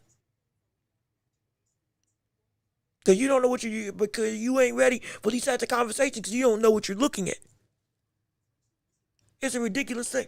But that's what exists right now. That's what exists at this point in time. And so it's very much it's a terrible thing. It's a terrible thing. All right, let me trying to make sure that I stay hydrated. But let me see. And gave up going back to the conversation with Devin Haney. Gave up the rounds, championship rounds to Devin Haney. And Loma is a monster, but I can't give him the same IQ level as Shakur. Okay, fine. If that's the case, I won't fight you. That's how you feel. I'm not gonna go against you. I feel that he is indeed on that level. Absolutely. I did not feel like some of these rounds y'all are saying that you say he gave up. I didn't see it as he gave up those rounds. If he lost those rounds, they got him taken away from him. And again, against Devin Haney, I did not think he lost those rounds. Especially against Devin Haney, I didn't think he lost those rounds. But even still, I'm not gonna fight you on that. That's perfectly fine. That's how you feel. That's how you feel. Great. For now, if you don't say that Loma is on the same level of IQ as Shakur, you can at least admit that he's comparable. You can say Shakur's better. Okay, fine. Sure. No issue there. But you can at least acknowledge that he is within that same threshold of IQ level that was indeed elite and was seen and valued when he was pound for pound number one, because Lomachenko was pound for pound number one when TEO fought him. He was. You can say that, okay, this is something of the same caliber of excellence.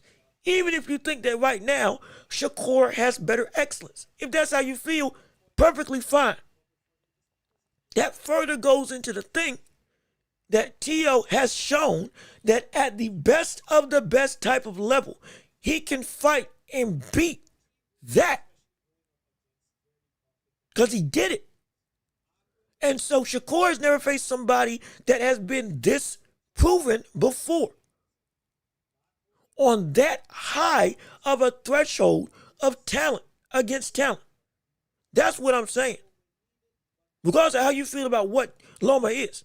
Shakur's never faced somebody with this much of a, when he's at his best, this much of a stamped legitimacy in who they are as a fighter because of who they legitimately beat.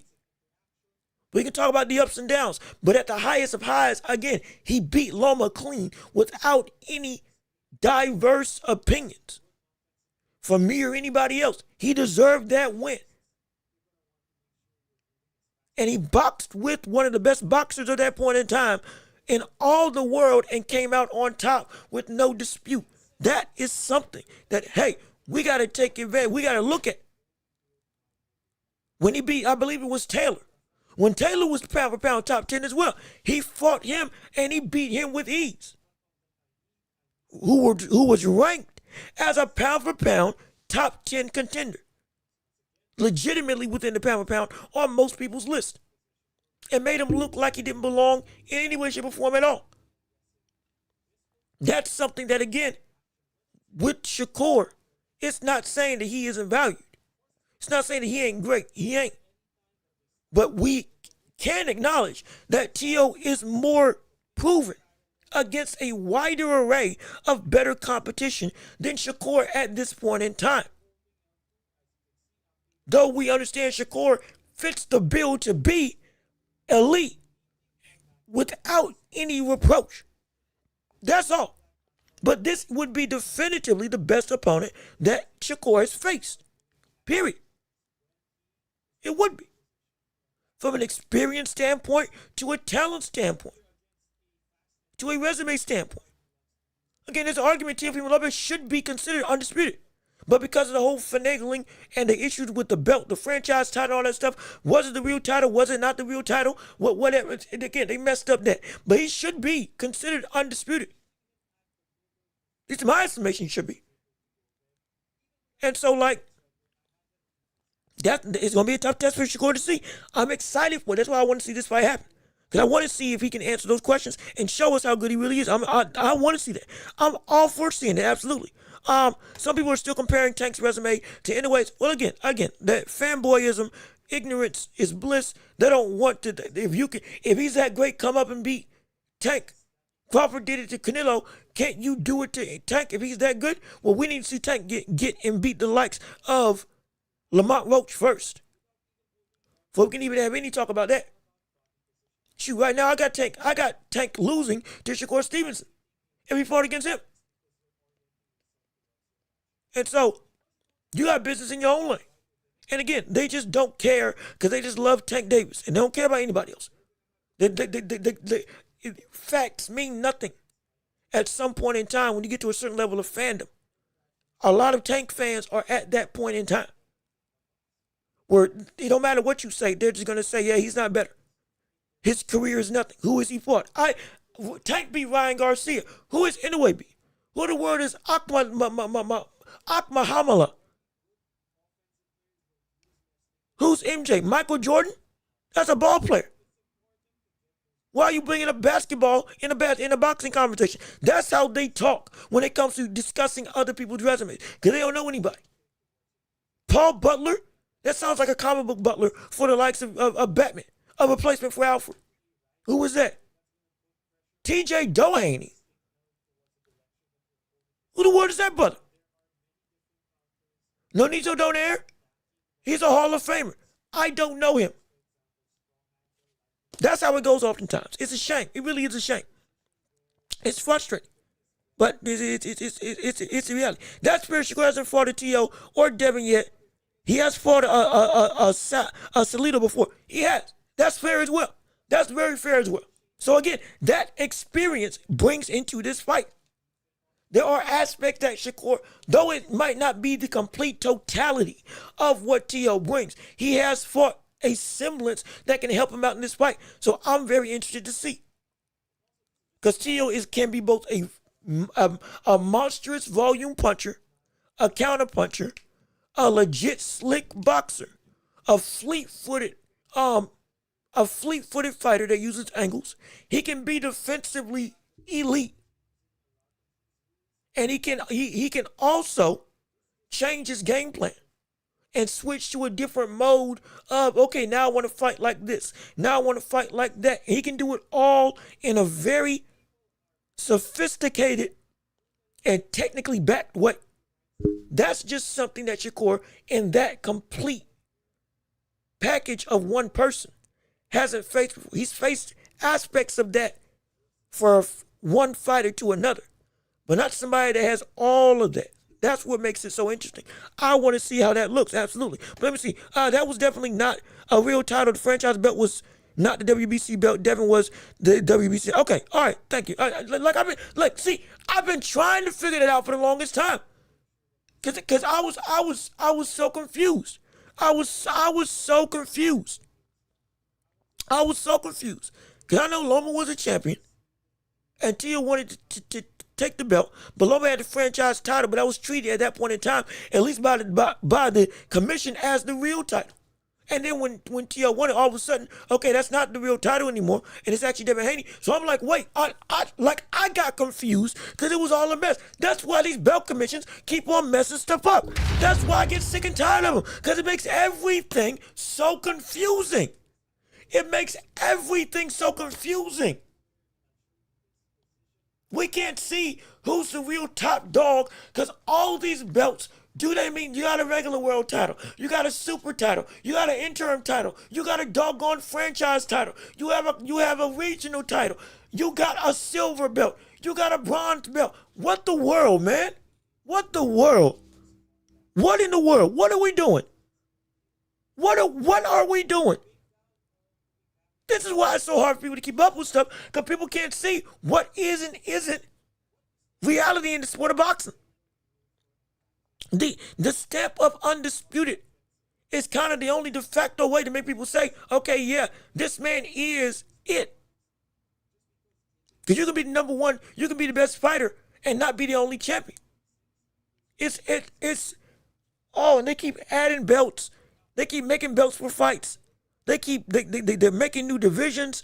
It's a, oh gosh, man.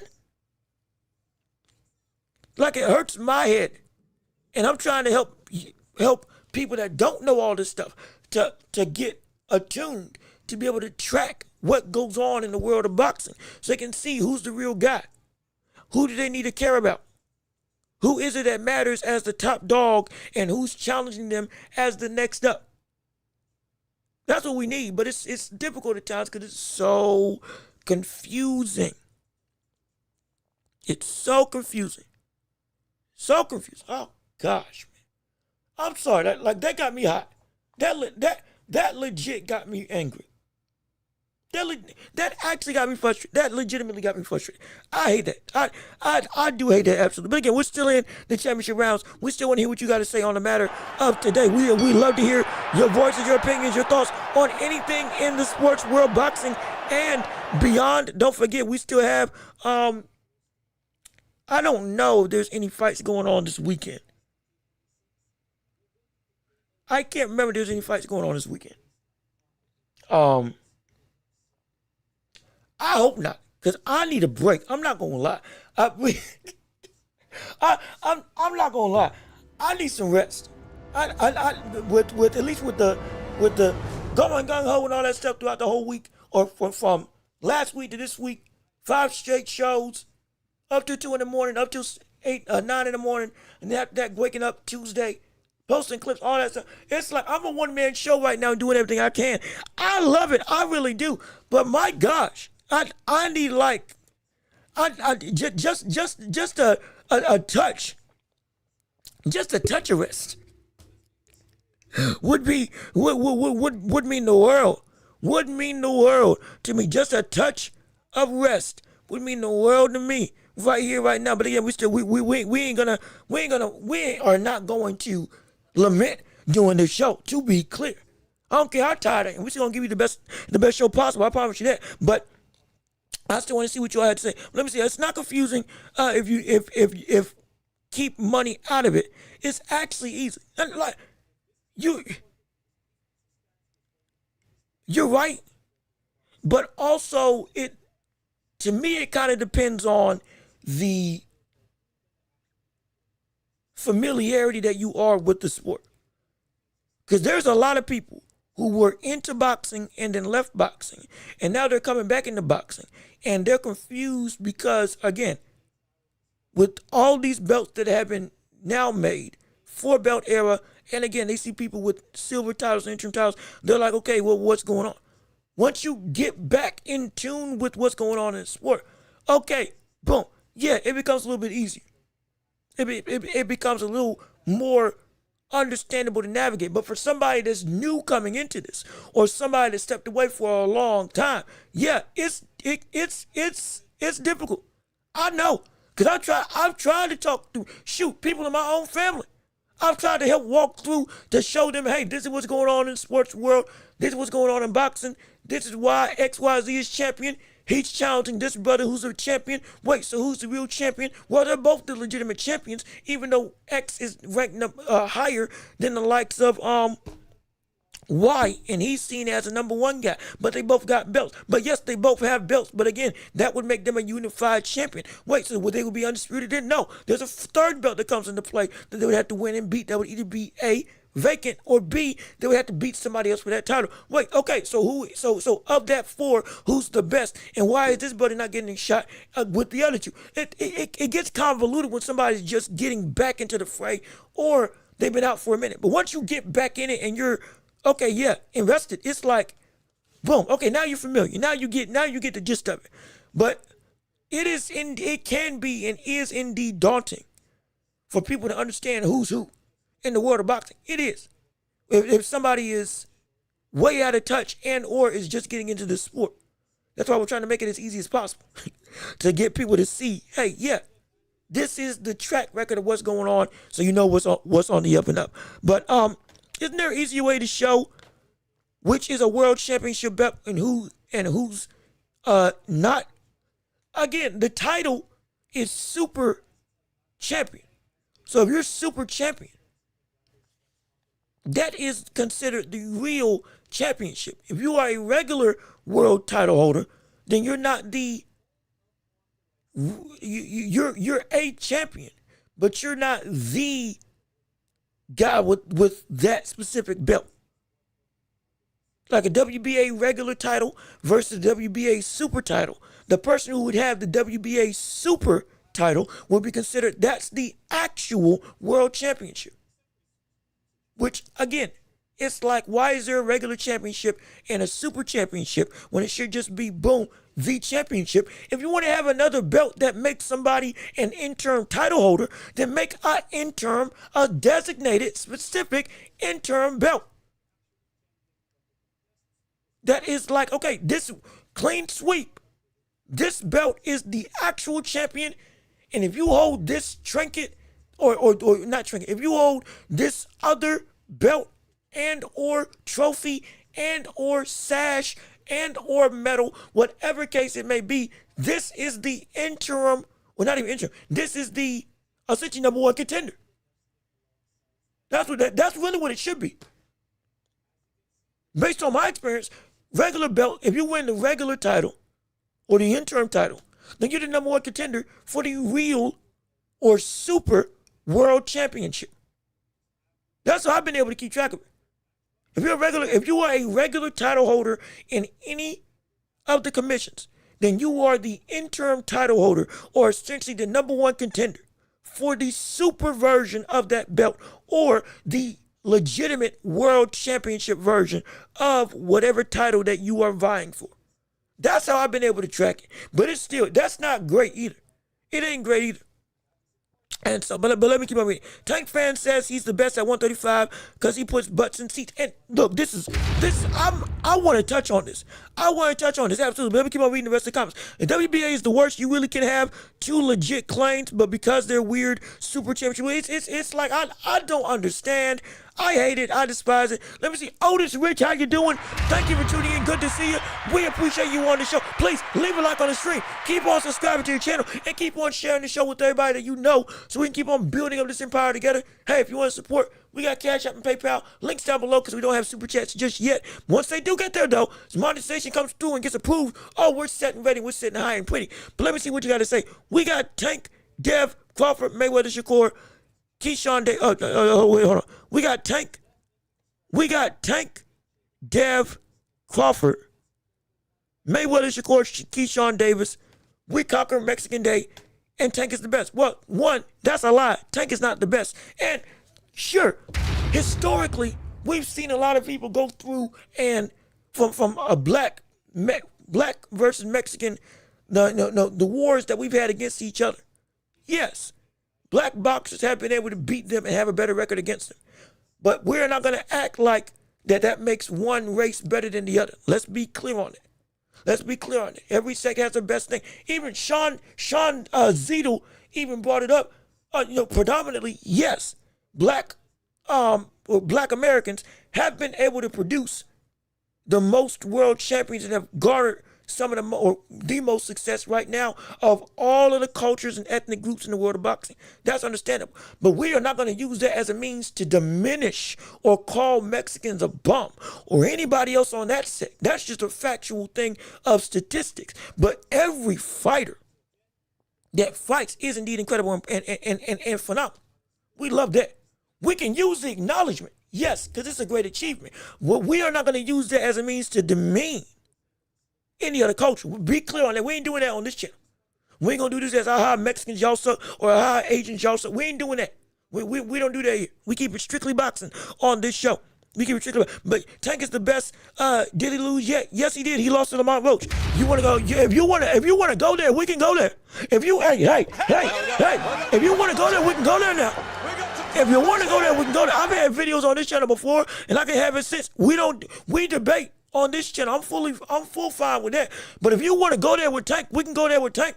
We can talk about how his best win is still Pedraza and or Ryan Garcia, and that's a bum sentiment. We can talk about how this brother has not fought Shakur Stevenson, Abdullah Mason, Floyd Schofield, Keyshawn Davis, or anybody between the ranks of 140 and 135. Yet he brought somebody up from 130 like Lamont Roach, well, a division that he should be well and good away from, and he still has not taken on the best competition. And even against Lamont in a fight that he should not have struggled against, because nobody thought that Lamont Roach was supposed to be on his level, and rightfully so. Guess what? Lamont Roach beat your brother's butt, and he should have lost that fight, but only because of the cachet of Tank wasn't given a draw. Your brother took a knockdown. Don't forget, he took a knockdown in that fight. Yes, he did. Grease in his eye and all. Guess what? The brother still took a knee and went to his corner and should have gotten disqualified. That's two reasons why that brother should have been done. He should have been out of here. Away. Done away with. And he should have been lost on his record. The only reason why he got a draw was because of his name. That's it. And that's not good. If your reputation is the only reason why you win a fight, that is not a good reason why you win a fight. We don't win. We don't do, oh, you got to beat the champion in a certain type of way in order to actually gain the belt. Did you really beat him? No, if you got beat, you got beat, and he got beat. The kingdom come. He's not better than Shakur Stevenson. He is not the best lightweight in the world. At 120, at 135, he is not the best fighter at that division. It's Shakur Stevenson. If Shakur Stevenson fought against Tank Davis today, he would beat him. Tank's power is in question now because that brother is indeed what they would put out a brother at 130. Let's be serious. The man loses 5 rounds trying to wait and dissect his opponent. But if that game plan fails, all of a sudden he's a sitting duck. He's dead in the water. He ain't got no other game plan to go through. And now he's got to try to brawl and bash his way through like he did with Lamont. And guess what? That didn't work, did it? No, it did not, because the brother wasn't able to do another game plan. This is the issue. This is the problem. We're looking at Tank and we're saying this cat has done everything under the sun when he's done nothing as a fighter. You can't defend this. How are you a Tank fan and you defend it? We are asking him to take the test that would validate what he is as a fighter, and yet he's taking on Jake Paul. Why in the world is he taking on Jake Paul for any reason whatsoever? You mean to tell me, as great as you are, you ducking your best competition? You mean to tell me somebody finally pushed you to a level and you ducking Lamont Roach because he ain't big enough when that rematch would have been the biggest payday of Tank's career? Most likely, if he'd actually taken that rematch, that would have been the biggest fight. That would have been one of the 3 biggest fights of this year. It would have been. It would have been. It would have been. It would have been one of the most talked about fights this year. Devin Haney versus Brian Orman Jr., Tank versus Roach, and Canelo versus Crawford. That could have been the 3 biggest fights of this year. Could have been that if you had actually taken the rematch. And apparently, you were able to make that fight with Jake Paul real quick in November after the whole case that you had with domestic violence that went out again. It was dropped. Understandable. The case was dropped. But even still, it was supposed to. The reports kept coming out. You weren't able to train for 6 months. You weren't able to be in the gym because of this whole legal situation. Guess what? Directly after the case got dropped, all of a sudden, oh, yeah, we can reschedule that fight now, and we can fight in November. Huh? Why wait around for that fight? And we were saying you could have easily rescheduled the fight with Lamont Roach for December. We were saying December. Give you more time to get prepped and ready, because you're going to need it against that brother. It makes no sense at all. Tank has willingly shot his own career, not in the foot. He shot his career in the head, because that brother has done nothing. Nothing. He's done nothing. It's ridiculous. It's preposterous. It's insane. I'm frustrated because I want Tank to be better, but he isn't, and he doesn't want to. I'm sorry. I've held that again. I've held that in for a long time with Tank. My apologies. Let me not stop ranting. Yoda, you're right. Let me give people a chance to answer. You're absolutely right. Let me give him a chance to speak. Let me give him a chance to be able to do what he needs to do. I'll read back through the chat to see what he's got to say. I have no issue with it. I have no issue with it. And props to Sean Zeta for that rant. Yeah, absolutely. And it was warranted. Absolutely. Let me see. It do because they do the same. Who? Tank is the best. Did he lose? No, he's not. It do because they do the same thing? Hold on. Tank Compton and Shakur. We can't make some best. Tank is the best. Did he lose yet? It do because they do. Oh, you're talking about beating Mexican fighters or Hispanic fighters, that doesn't make you the best. That does not make you the best. It doesn't. Let's be clear on that. Mexican fans was throwing their flags down. Well, they shouldn't. I would hope they still have pride for their nation and pride for their country and pride for their fighter. And Canelo, because Canelo fought great. Pull up the loss. Yeah, the loss against Lamont Roach. He should have lost. It's a draw. Guess what? Your record is still no longer perfect because you didn't beat a brother either. You can say, oh, you never lost. Well, guess what? You've never actually beaten every opponent in your career. You've drawn or won, but you had a draw. If you want to hold that as a high regard, which again, most people, every legitimate expert, every legitimate boxer is saying you lost that fight. Your peers and your enemies, people that like you and don't like you, are saying that you lost that fight. And the fans are turning against him because he isn't doing anything. Let me see. Show me facts. His record says he lost. Yeah. Like I said, Drew, he didn't lose. Officially, he didn't lose, but he should have lost. But he should have lost. Absolutely, no question about that. No question about that. You can't. There is no fight. There is nobody that is saying that Tank deserved a win in that fight, or that the Tank deserved a draw. He fight how he want. He the cash cow. Yep, and that's the problem. That's the problem. That's the problem. Tank has nothing but tough fights at 135. Edwin, Shakur, or Lamont. Tank don't want the pressure. No, he does not. No, he doesn't. Hey, look, I don't got to show you the loss. What has he done? Come on. Come on. We here now. What has he done? What has he done? What has he done? What has he done? What has he done? We've gone through the accolades of Tank multiple times on this show. And we have given him the props that he's deserved for his career. And the criticism is adamant because the striving for greatness stopped. Dare I say it never really started in the first place. Again, his best wins are Pedraza, Leo Santa Cruz, and Ryan Garcia. That is not good. Rolly Romero's best win is Ryan Garcia. For him, that's a career high. For Tank, that was supposed to be a stepping stone into the best fighters, not just from a name perspective, not just from a money grabbing perspective, from a talent perspective. We care about talent. We care about when Crawford fought Canelo, talent against talent. Guess what happened? Sure, it was a big old spectacle, but it actually third highest gate in history. Beat your champ, Tank's gate, by leaps and bounds. Put Tank's card in the dust. If we want to go money, Tank has never garnered more money in any fight than Canelo and/or Crawford. If we want to go money, your pocket's looking mighty thin compared to other people who actually achieved greatness. Pocket's looking mighty thin compared to Floyd Mayweather, because even Floyd, with all the critiques we've had about his career, guess what? He put in work. He put in work to get to where he was. Tank ain't Tank ain't done nothing. He hasn't done anything. He hasn't done a thing. What do people mean? Tank's the best because he puts, and that's the issue. Putting butts in seats, just being popular doesn't make you the best. Crawford is better than Tank in Tank could not tie Crawford's shoes. Tank couldn't even walk into the same room to see if he had shoes in the first place. He doesn't belong. But still, he's able to sell. And you can't say for certain, you better not say that you think Tank is a better fighter than Terrence Crawford. You know that's a lie. Tank wouldn't even move up 5 pounds to fight at 140. To take on the worst champions there. The worst contenders there. He wouldn't even do that. He couldn't try.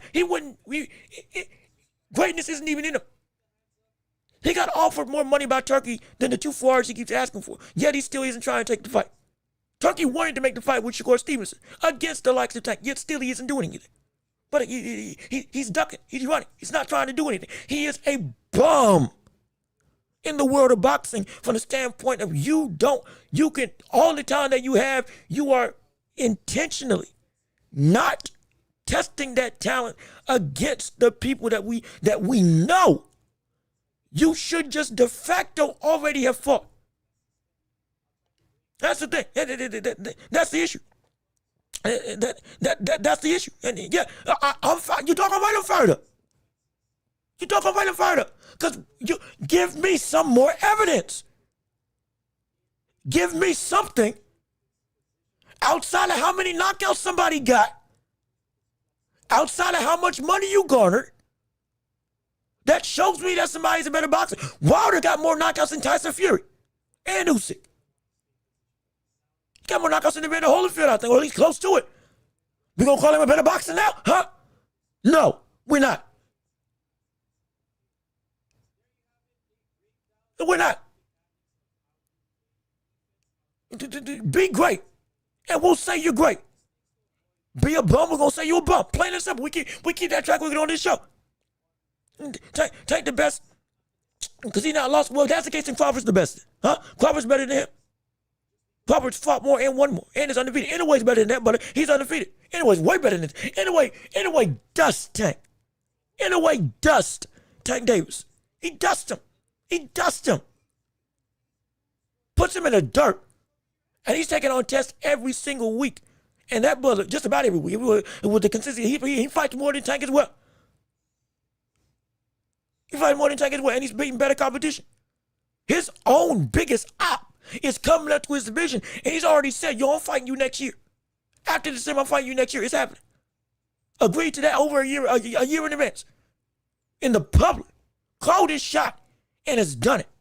Tank has done nothing but sit on his behind a crowd of yes men, and just let the marketing of the facade of his greatness be great without actually trying to do it. The perfect Floyd said it best. You're about making money. It's a business. Be a business. Let your reputation sell for you when you don't have to try. The easiest money in the world is money you don't have to work for. That's what Tank is doing. But money ain't legacy. Money ain't greatness. We want you to get your money, but you can get your money, but all money ain't good money. Denzel said it best. All money ain't good money. What you sacrificing for that money and for Tank is respect. It's respect. And Yoda, I'm opening up the line, absolutely, giving people time to rebuttal. I am all for discussion, but you also got, if you're gonna do this, you gotta bring me something. Especially if you're going to be belligerent. And we love fans. We love the support. We want to see you thrive for your guy. But at the same time, don't act like I don't know what I'm discussing. When we're trying to say and get this man on the right track in terms of Tank, to get him to fight and do great things like his fans look at him. Because, again, Rich, I have no issue with loving Tank. I really don't. I love watching him fight. My issue is the man is cheating his way out of his own legacy. And it's frustrating. And he is also, to some degree, holding the division hostage by not fighting the people that we want to see in these mega fights. Because there's no reason that all of these people that have moved up and gotten to a point where, hey, they're elite, they're competitive, they are worth your time, they're worth your money, they're worth you putting some investment and giving them a shot at your title, and you are just being able just to sit there and take a fight with Jake Paul. Why is it that this fight with Jake Paul is getting you all, or you all are giving him a pass for that? Why? He don't need me to love you. That's fine. That's perfectly fine. What I want to hear from your perspective. Why is it that it is okay for Tank to fight Jake Paul outside of it's his career? Because it's anybody's career to do whatever they want. That's right. Why is it okay for you, as a fan of Tank, to watch him fight Jake Paul and not have him face off against Shakur Stevenson? I would love to hear the logic in that. Because I'm all for you supporting him. And I want to see that you see him out. If he beats him, I want you to jump up and down and get all excited. I loved it. But it seems like, from a Tank fan perspective, they are seeing Tank as a means of being able to just get by with nothing. And It's okay if you don't try to be great. What is the reasoning for that? If you are a fan of his, I want to know. I want a rebuttal. If you can't give me facts on the fact of why he's great outside of he's unbeaten, when most of the pound for pound is undefeated as well, Crawford's undefeated as well, Inoue's undefeated as well, Benavidez is undefeated as well, Usyk's undefeated as well. All of them are better than Tank, and you can't dispute that. So if we throw that out the window, we throw money out the window because Crawford just earned more money than Tank's ever earned in one fight. He third highest gate in history. The world, only beaten by your own protege's mentor or your favorite fighter's mentor, Floyd. The money's out the window. The titles and accolades, they're out the window. So if we want him to reach those zeniths, and we're saying the way to do it is to stop running like you've been running against the likes of SHAKUR, against the likes of Abdullah Mason. And we are saying, I have said you have the ability to fight up to 147 and be successful. I've been saying that, but you ain't even trying at your own division that you said you're most comfortable with, which is 135. You ain't even trying to do that against them. And this is the second phase of talent that has come up to Tank and has been able to evolve. Because the first one was Ryan Garcia, Devin Haney, and Teofimo Lopez, and you never fought him. Didn't even try. And now the next regime, Abdullah Mason, Shakur Stevenson, who's still there, who was up and coming when all of them were at the top. Now he's at the top. Ab Mason's at the top. Schofield's at the top. And you ain't fighting them at all. What's the reasoning except for you don't need the money? You would not make a bigger payday than you would outside of the Jake Paul fight. You wouldn't make a bigger payday than you would taking on those 3 challenges. You wouldn't. And you know it. So what is the purpose of getting upset? And when we're trying to hold Tank accountable to be great, and you as a Tank fan are letting him slide for not achieving the greatness that we see that he has inside of him. I don't get it. Because why would I not want my favorite fighter to beat the people that say that he's better than? Or beat the people that others say are better than him? I want Junto to fight Inoue because I want to see if my guy Inoue is indeed the best that I think that he is. Or if Junto coming up, beating this brother, is just a different beast. I want to see that.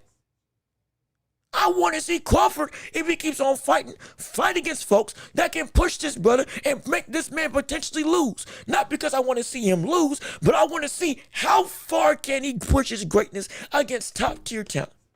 How does he do it? How far can this go?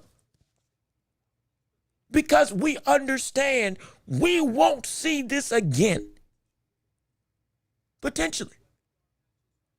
And so for Tank, with all the talent, with all the power, with all the IQ, with all of the understanding of the game, why is it that it is okay for him, of all people, to get a pass when he's got the most potential, per his fans' own words, out of everybody else in the sport?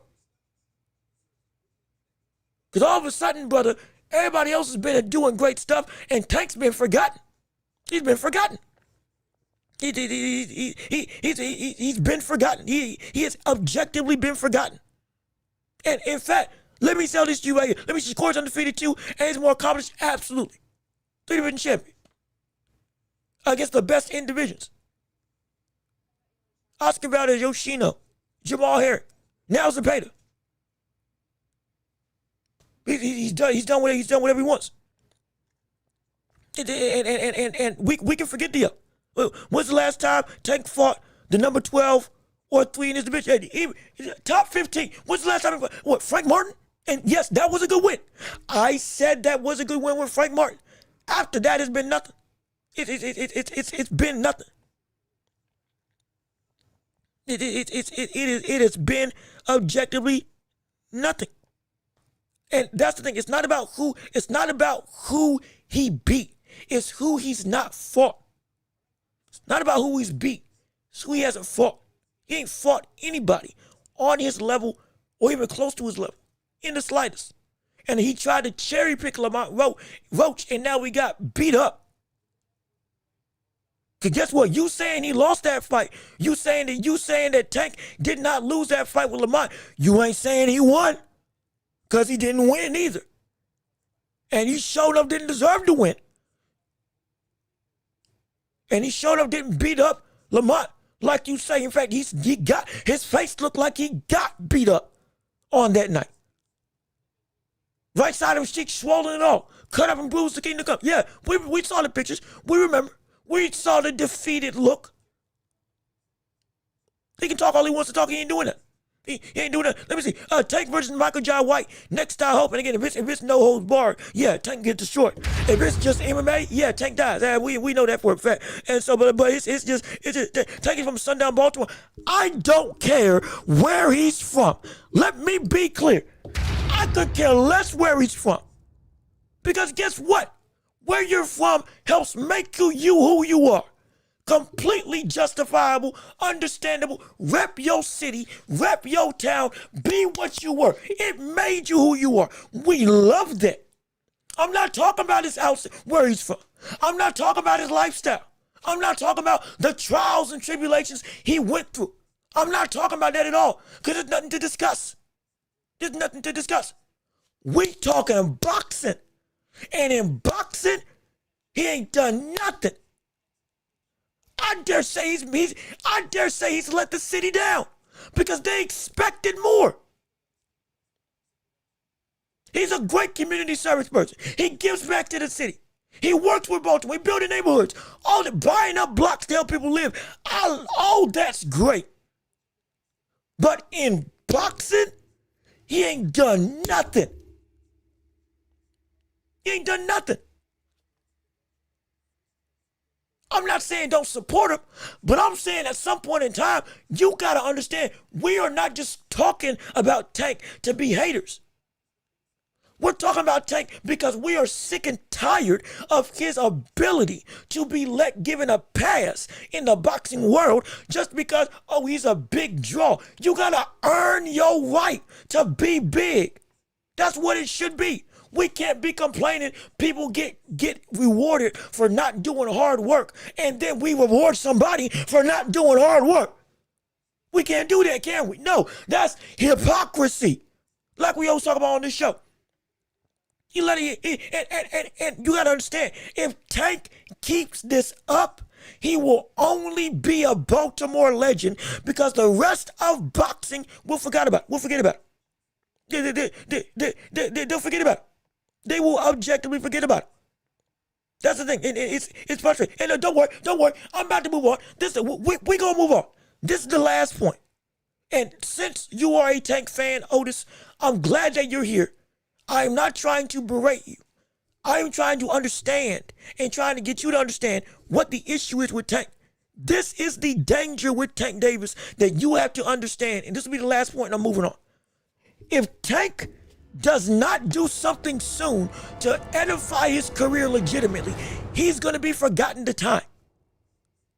I've said this before, and you need to hear this. He is going to be forgotten to time. Boxing will forget about Tank, and he will be nothing more than a Baltimore legend rather than what he should be, which is an all-time great in the boxing world for this era.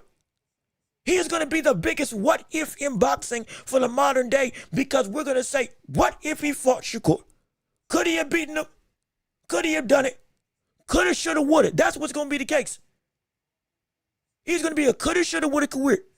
But yet, all he has to do is say yes, and he can get whatever fight he wants with anybody. All he has to do is say yes, and he's got the ability to fight any big name that we are all bringing up right now. Just handle your business at 135. That's all we got, and every fight will be a big fight. That's all he has to do. But because he won't, and is objectively willingly running away. Willingly running away. Because he took this fight with Jake Paul. This was a clear indicator. What other he doesn't want to do anything else. He's going to do exactly what he said he wanted to do. Get his money, retire, walk into the sunset, and you'll never hear from him again. You won't just not hear from Tank again. You won't hear from Tank. You won't hear Tank being talked about by anybody in boxing ever again because he's going to be forgotten to time. People are already starting to forget about him now. The very fight with Jake Paul is losing steam because people don't care. It just got decommissioned in Georgia because they were like, this is a sham. We don't want to put this on. It is a bad turn for the legacy of Tank. If you care about money, fine, care about money. But I promise you, you're going to sit back a couple years from now and you are going to say, dang it, why is everybody not bringing up Tank when we talk about some of the greatest lightweights in the world? Or this era in boxing that we're in right now, once it does indeed fully pass. Why is everybody forgetting about Tank? And you know what they're going to say? He didn't do a doggone thing except for sit on his butt, take easy fights, not challenge himself, and Shakur did better than him, Abdullah Mason was greater than him, Floyd Schofield was better than him, Richardson Hitchens was better than him, Teofimo Lopez was better than him, Devin Haney was better than him, everybody was better than him. Because they did stuff. They proved their worth on paper, in reality, rather than just leaving it to the paper being the only thing that defines your legacy. Notice, the same thing happened to Floyd Mayweather, but we don't talk about it as much. Same thing happened with him. His legacy, as time went on, when context got applied, got lower and lower and lower for a lot of people in the boxing world. Because they started looking at the back of his career and saying, oh, wait a minute. He did start ducking some people. He didn't fight Winky Wright. He didn't give a rematch to Oscar De La Hoya when Oscar De La Hoya gave him a real work and retired and then came back a day later. No, he did do that. He did fight Manny Pacquiao 5 years too late. He did not try to fight a real boxer for that 50-0 record, and he fought Conor McGregor. When he could have had some real dogs that he could have fought, or at least some average dogs that he could have fought in the boxing world to get a real win against a real boxer. And then retire. Could have done that, but he didn't. Context all of a sudden gets applied and your legacy gets tarnished, or at least gets worse and diminished. That's what's going to happen to Tank. That's exactly what's going to happen to Tank. That's exactly what's going to happen to the brother. It's going to happen. I'm telling you, it's going to happen. It will happen. It's a shame. It will happen. But again, let me see. Salvador said by the time he passed, he already had beaten 3 Hall of Famers and had 10 title defenses. Salvador had beaten Danny Lopez, Juan Laporte, excuse me, saying his name wrong, and Azumah Nelson, and Wilfredo Gomez. Yes, by 23. But do you understand? Salvador Sanchez again is arguably the greatest Mexican boxer in history. Already. Career cut short in what he was doing with this speed, ridiculous.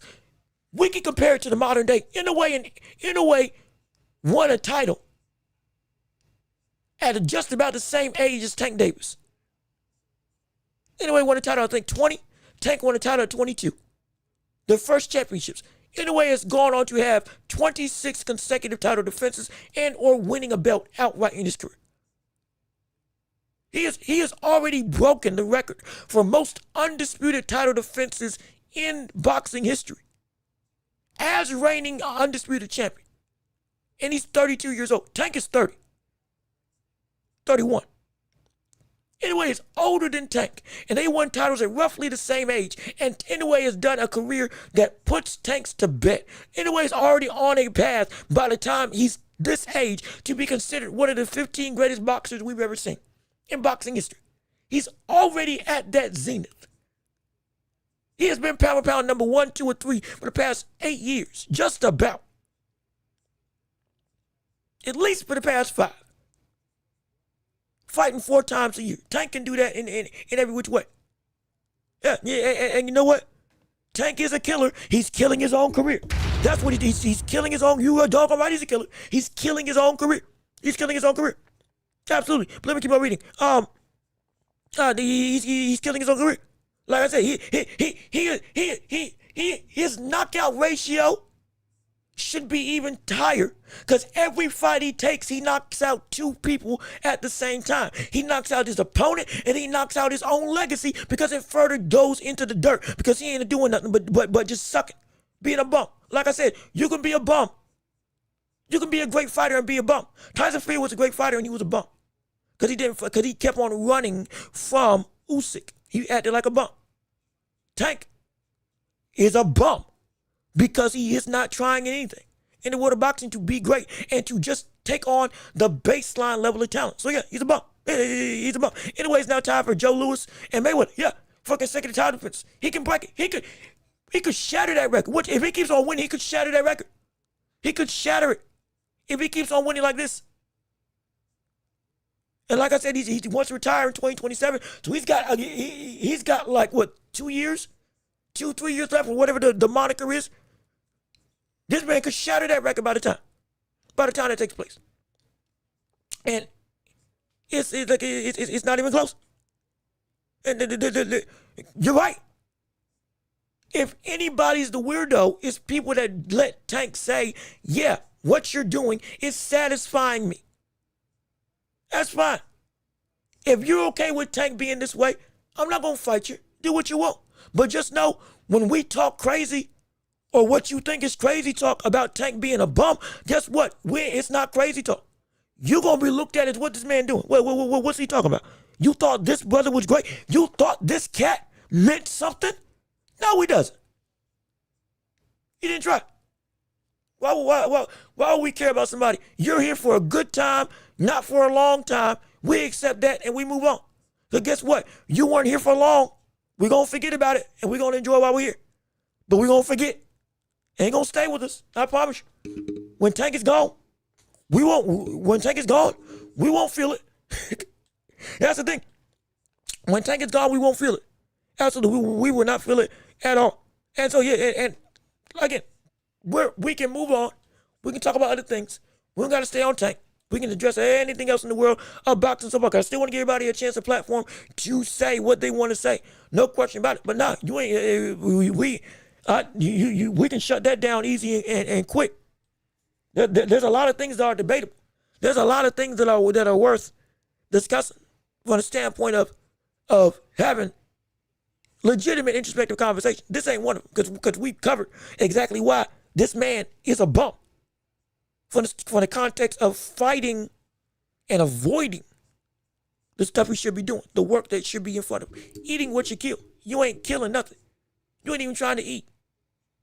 People are just so infatuated with your aura that they just give you food outright without you working for it. But now when you actually got to work for something, what happened? You got to draw and you couldn't beat them. In fact, you got beaten. You should have gotten beat. But again, hood, no hood, strong palace, great family, broken family. I don't care what your background is. We are talking about the fight. Your background helps make you who you are. But guess what? You still got to fight. You still got to fight. We're not going to use it as a cop-out. You still got to fight. And you still got work to do. I don't care where you from. I don't care what you had coming off the backs of your life. We're not going to diminish it. It makes you who you are. And you've overcame it. But guess what? When it's time to work, it's time to work. And you got to work. And he ain't working. He is not working at all. Now when and see, Al Booker, you trying to instigate the fire by doggone doing this popcorn. But like I said, I've been waiting. I was waiting. I was waiting for somebody. After Jake Paul did this, I was waiting on somebody to try to defend this. And notice, he still hasn't defended the fight with Jake Paul because there's no defense. That shut down any argument. Literally, that fight shut down. He's fighting Jake Paul. Okay, that's it. You can't talk. He's fighting Jake Paul. In the prime of his career, he's fighting Jake Paul. You can't talk. I don't care if he's from the hood. He's fighting Jake Paul. I don't care if he had a silver spoon in his mouth. He's fighting Jake Paul. When he said he would never move up past 140, he's fighting Jake Paul. You think we respect that? No, never. Why would we? We gonna talk crazy because he acting crazy. We gonna talk crazy because he acting stupid. We gonna talk crazy because he acting belligerent. So you doggone right. We don't care. Because if you want to play stupid games, you gonna get stupid prizes when it comes to Tank and how he moves. If Tank gonna move this way, he gonna deserve the criticism. because he earned this criticism. It's plain and simple. It's plain and simple. But again, we can move on. There's plenty of other things to talk about in the world of boxing. We can definitely move on after this. Jake Paul should not have an easy way to have a tough fight. No, he shouldn't. Again, I think he's gonna lose. I think he's gonna lose, but it ain't because it's impressive. If he knocks out Tank, guess what? It's because he's a heavyweight, and because he actually got popped. If he knocks him out, this should not be a fight that any of them are taking. It should be that Jake Paul's fighting at cruiserweight, legitimately, and Tank's fighting Shakur or Abdullah Mason, or anybody for that matter, Lamar Welch, because that's where you are. It should be the case. But it's like. No. If Tank gonna move that way, I guarantee you, we ain't gonna try to. There is no defending it, so we're not gonna try at all. But again, we still got more stuff to talk about in the boxing world, like with the fact that on top of the TEO and Shakur Stevenson, there was another thing that got was it revealed, or another fight that was getting ready to take place. What was it? There was another fight that was getting ready to take place. I'm trying to find, what was it? It was Devin Haney. That's what it was. That's what I wanted to touch on real quick. Devin Haney versus Brian Norman Jr. That's what I was trying to discuss. That's what I was trying to talk about. My bad. I almost lost my train of thought for a second. That's what I'm trying. That's what I wanted to discuss real quick from the standpoint of we don't want to overly talk about Crawford and Canelo, because again, that's unless y'all want to talk about that, because there's still so much we can delve into. We still want to have outlook for the rest of the year. Brian Norman, Devin Haney, Benavidez, Yard. Wanted to touch on those fights real quick, more specifically, Haney versus Norman. I wanted to ask what happens with Devin Haney if he loses this fight against Brian Norman Jr. I wanted to ask that because with Brian Norman, it's a little bit of a different circumstance. When we have but if Norman loses, again, he can still come back. He can still, as can Devin Haney, but he can still come back. He can still show up and show out. He can still be, keep on fighting, keep on evolving, getting better, absolutely. But with Devin Haney, off the back of this fight with Ryan Garcia, now if he loses against Brian Norman, I'm a little bit concerned of what it's going to do for his psyche as a fighter. Brian Norman, I'm not necessarily concerned about, but him, I am concerned about. Because him as a fighter, we've seen, again, the fear that he fought Jose Ramirez with trying to avoid a left hook and trying not to engage just to get the win. If he does lose this fight with the likes of Norman, would we see the same fighter that we've seen from Devin Haney of old ever again? Or will the mental toll of, dang it, what happened against Ryan Garcia happened again? This time, there's no out to it. Would that be a concerning situation? Because you got to also understand the pitfalls of the entire Ryan Garcia saga had people calling Devin Haney mentally weak.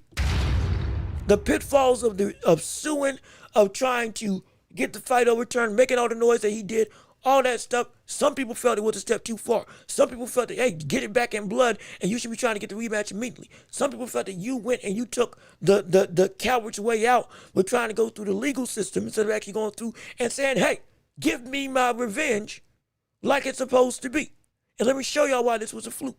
Some people, I'm not saying all, I'm saying some.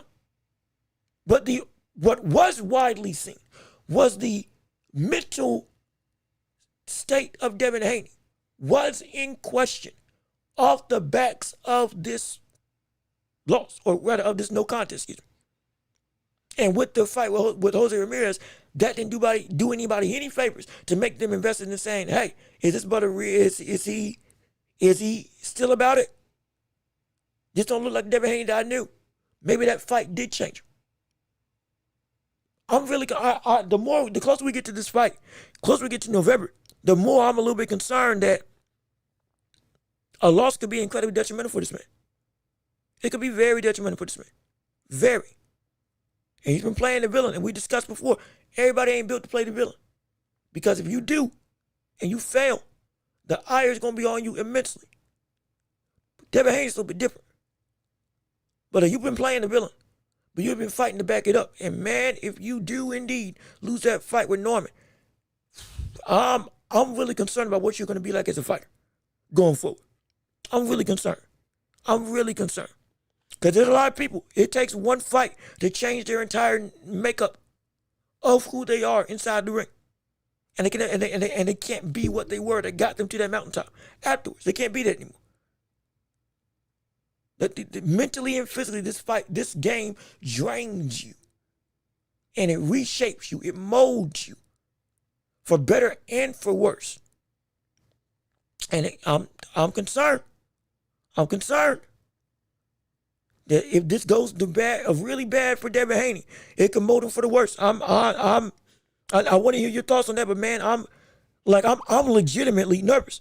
And it's not because I'm saying, Devin Haney just can't win. He can. Sure, I got Brian Norman beating him because I don't know how Devin Haney beats that with the pitfalls that he has and the boxer that Brian Norman is. But still, I'm concerned. I'm really concerned because I don't know. There's a real concerning impact of the mental acuity when it comes to keeping yourself calm, cool, collected, and also in your own identity. Rather than saying, okay, now I can't fight like I know I can fight because there's a mental blockage because of something's holding me back. That's what can happen. And with Devin Haney right now, if it does, man, he's never going to be the same. He's never going to be the same. When we keep on reading, do you think Tank is better than anyway? Oh, Lord. Tank is better than anyway. Hold on. Yeah, Tank's better than anyway. Well, that's a both-faced lie. That's a both-faced lie. That's just a lie. But like I said, it's your time to talk and conversate. Whatever you want to, again, with Devin Haney, that brought that up. You all can still interject and talk about whatever you want to discuss in the world of boxing. We can definitely go into different aspects of the whole of this sport because there's still so much to cover. But also off the backs of it, you got the likes of David Benavidez versus a Yard, and that brings up a very interesting point of contention because we are talking about will Terrence Crawford fight Bivol if Bivol came down at 168. We're saying that's a possibility. We're saying that might be a reality. I'm not saying it's going to be. I'm saying it's highly unlikely. But let's play devil's advocate of what if that did take place. And Bivol did in fact drop down to 168 to fight Crawford for the titles. It would somewhat be, I don't want to say sensible, but it could be something legitimate because he lost a bunch of weight in the recovery time with back surgery. Depending on how his back feels, it might be that he needs to keep the weight off, hypothetically, depending on how the recovery process goes. And now he can't be the same brother he was at 175, and so at 168 might be where he needs to be. Potential. We're saying, again, if this is how events transpire, and we can see him go down to 168, hypothetically, then we would have Crawford Benavidez versus Arthur Beterbiev instead of him versus Bivol. Wouldn't be a rematch with Bivol and Beterbiev. And it would be straight up Beterbiev versus Benavidez for the undisputed title. That would be an interesting sentiment. That would be incredibly interesting.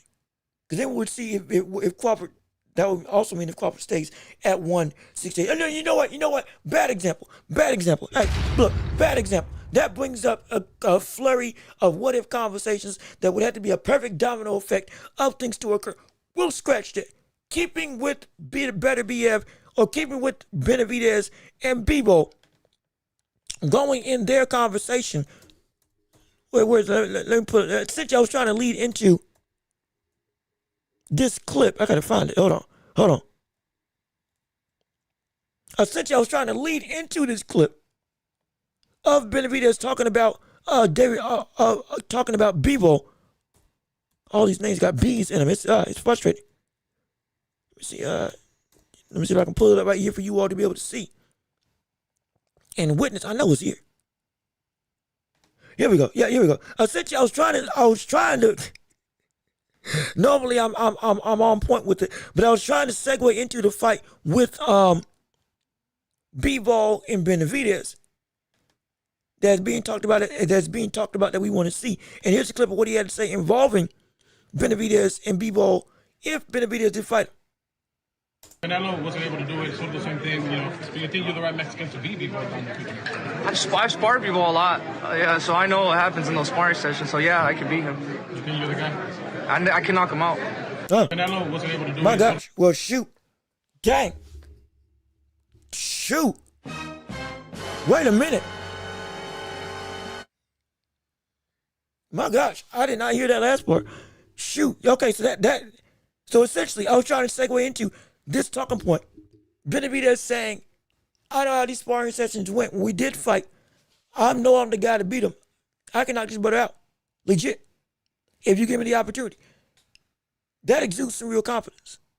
That further gives me inclination that he's not moving down to 168 to fight the likes of Terrence Crawford. I'm almost assured now that that's not happening. Almost assured that's not happening anymore. And he's staying at 175. Because he's staying at 175, and again, looking for Bivol off the backs of surgery as well, I'm starting to believe him. I really am. Because, mind you, I was saying that a tougher fight was going to be Beterbiev versus Benavidez. That would be a slugfest, and that I don't know if Benavidez wants to go that route because of the power and volume that Artur Beterbiev can bring to the table. With how we saw him get rocked against David Morrell. Even though he's way better defensively now than he's ever been at 168, there's some concern.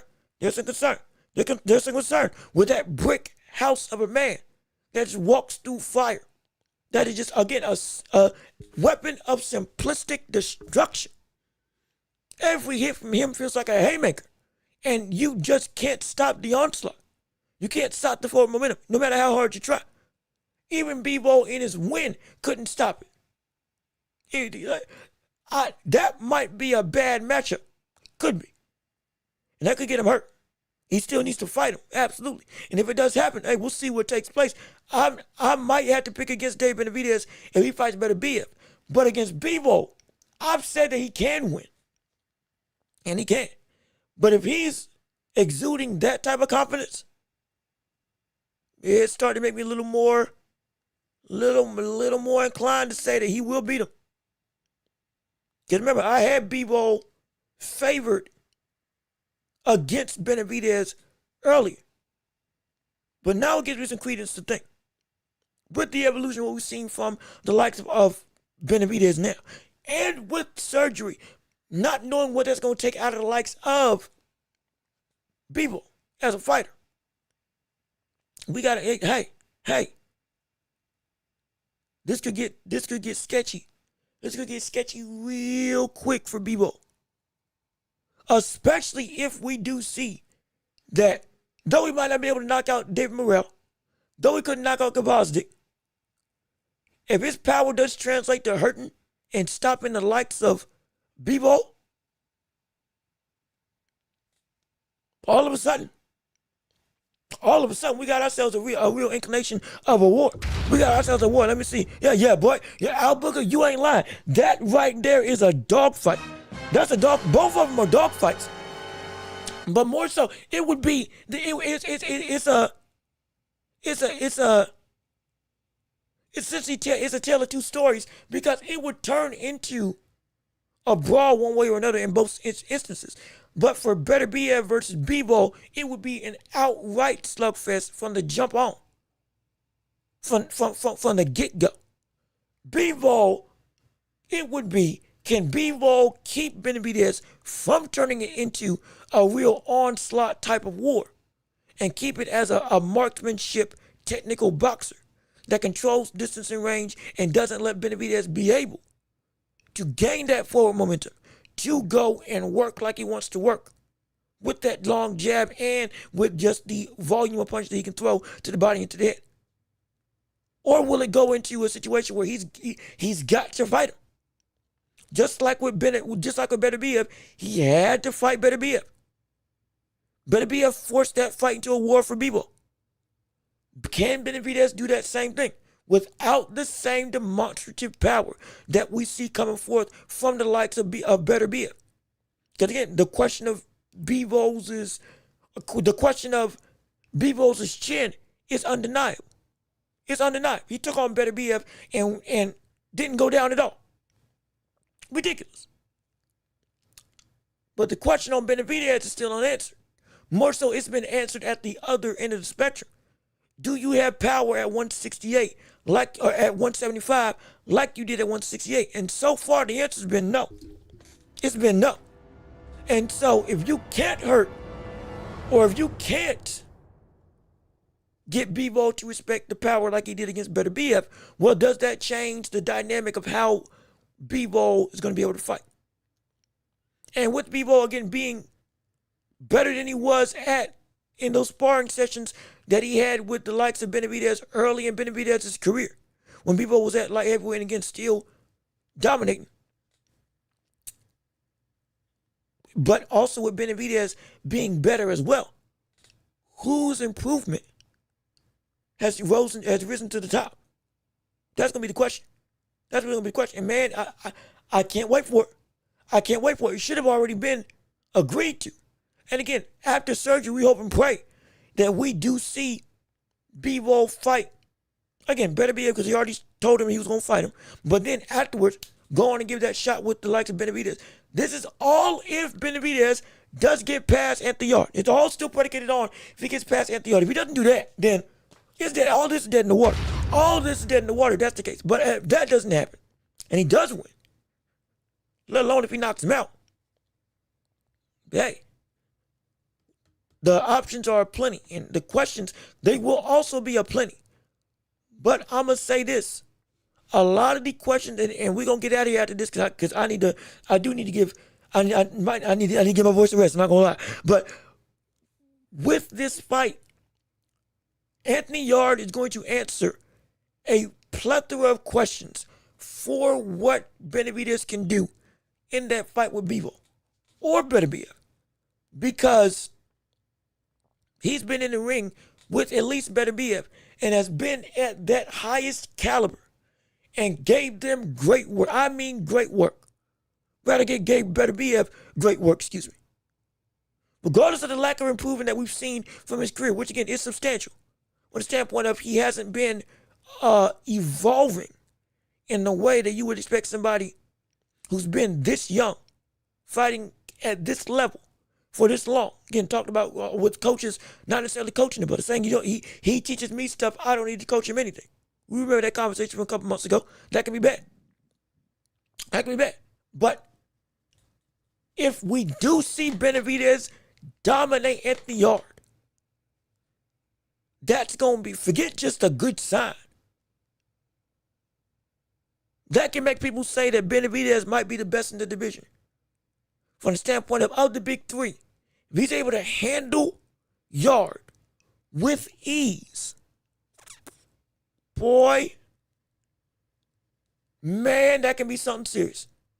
From the outlook and the intentions, or rather the outlook and the opinions of the public. Oh, it can be something serious. It can be something insane. But also, we got people, Remy just a hand. Oh, Ninja. Oh, what's going on, man? How you doing? Good to see you. Thank you for tuning into the show. So glad you're with us on today. Like I said, we're getting ready to wrap up the show. We are in the championship rounds, but we are getting ready to end it off. So I guess we can do the last call. This is the last call. Whatever anybody wants to say, you can come say it right here, right now on the show. We've talked about Tank. We've gotten on a rant with Tank. We've talked about Benavidez. We've talked about Crawford and a little bit of his next steps. We talked about TEO versus Shakur Stevenson. We talked about Abdullah Mason. That was more in line with Tank. We talked about a whole bunch of stuff on this show, so we're getting ready to be on the tail end. But again, last call. I want to see what y'all got to say before we get on out of here. Let's see. Butter was amazing. Yes, he was. Again, big props to him. Butter was indeed insane, and I mean insane type of talent that came through and just beat Canelo in a way that I never thought. Like I said before, this brother is pound for pound not just number one today, but in all of boxing, he was or is one of the 10 greatest fighters I've ever seen. After that performance, there's nothing you can take away from that. That was spectacular. A clean sweep in every shape of the word. Let me see. Yard. You got Yard by KO in the 8th. Okay, so y'all got Yard. Y'all picking Yard to knock out the likes of Benavidez. That's interesting. Hey, that's interesting. Love King 2, you got Yard by KO in the latest day. Okay, so we got some people picking against Benavidez, saying this might be a step too far. That's interesting. That's really interesting. Let me see. You had it, Ninja, or rather Remy and or Ninja, you had it 9-3 on the cards for Bud. I had it, honestly, I think I had it 11-1 or 12-0 when I initially did the scorecard. Actually, I think I had it a clean sweep. I don't think I gave Crawford a Canelo a round. Legitimately. And if I did, again, we were talking about it throughout the fight, it could be 10-2, 9-3, or 11-1. But regardless of which, it was a complete, whatever scorecard you had it wasn't about a complete domination.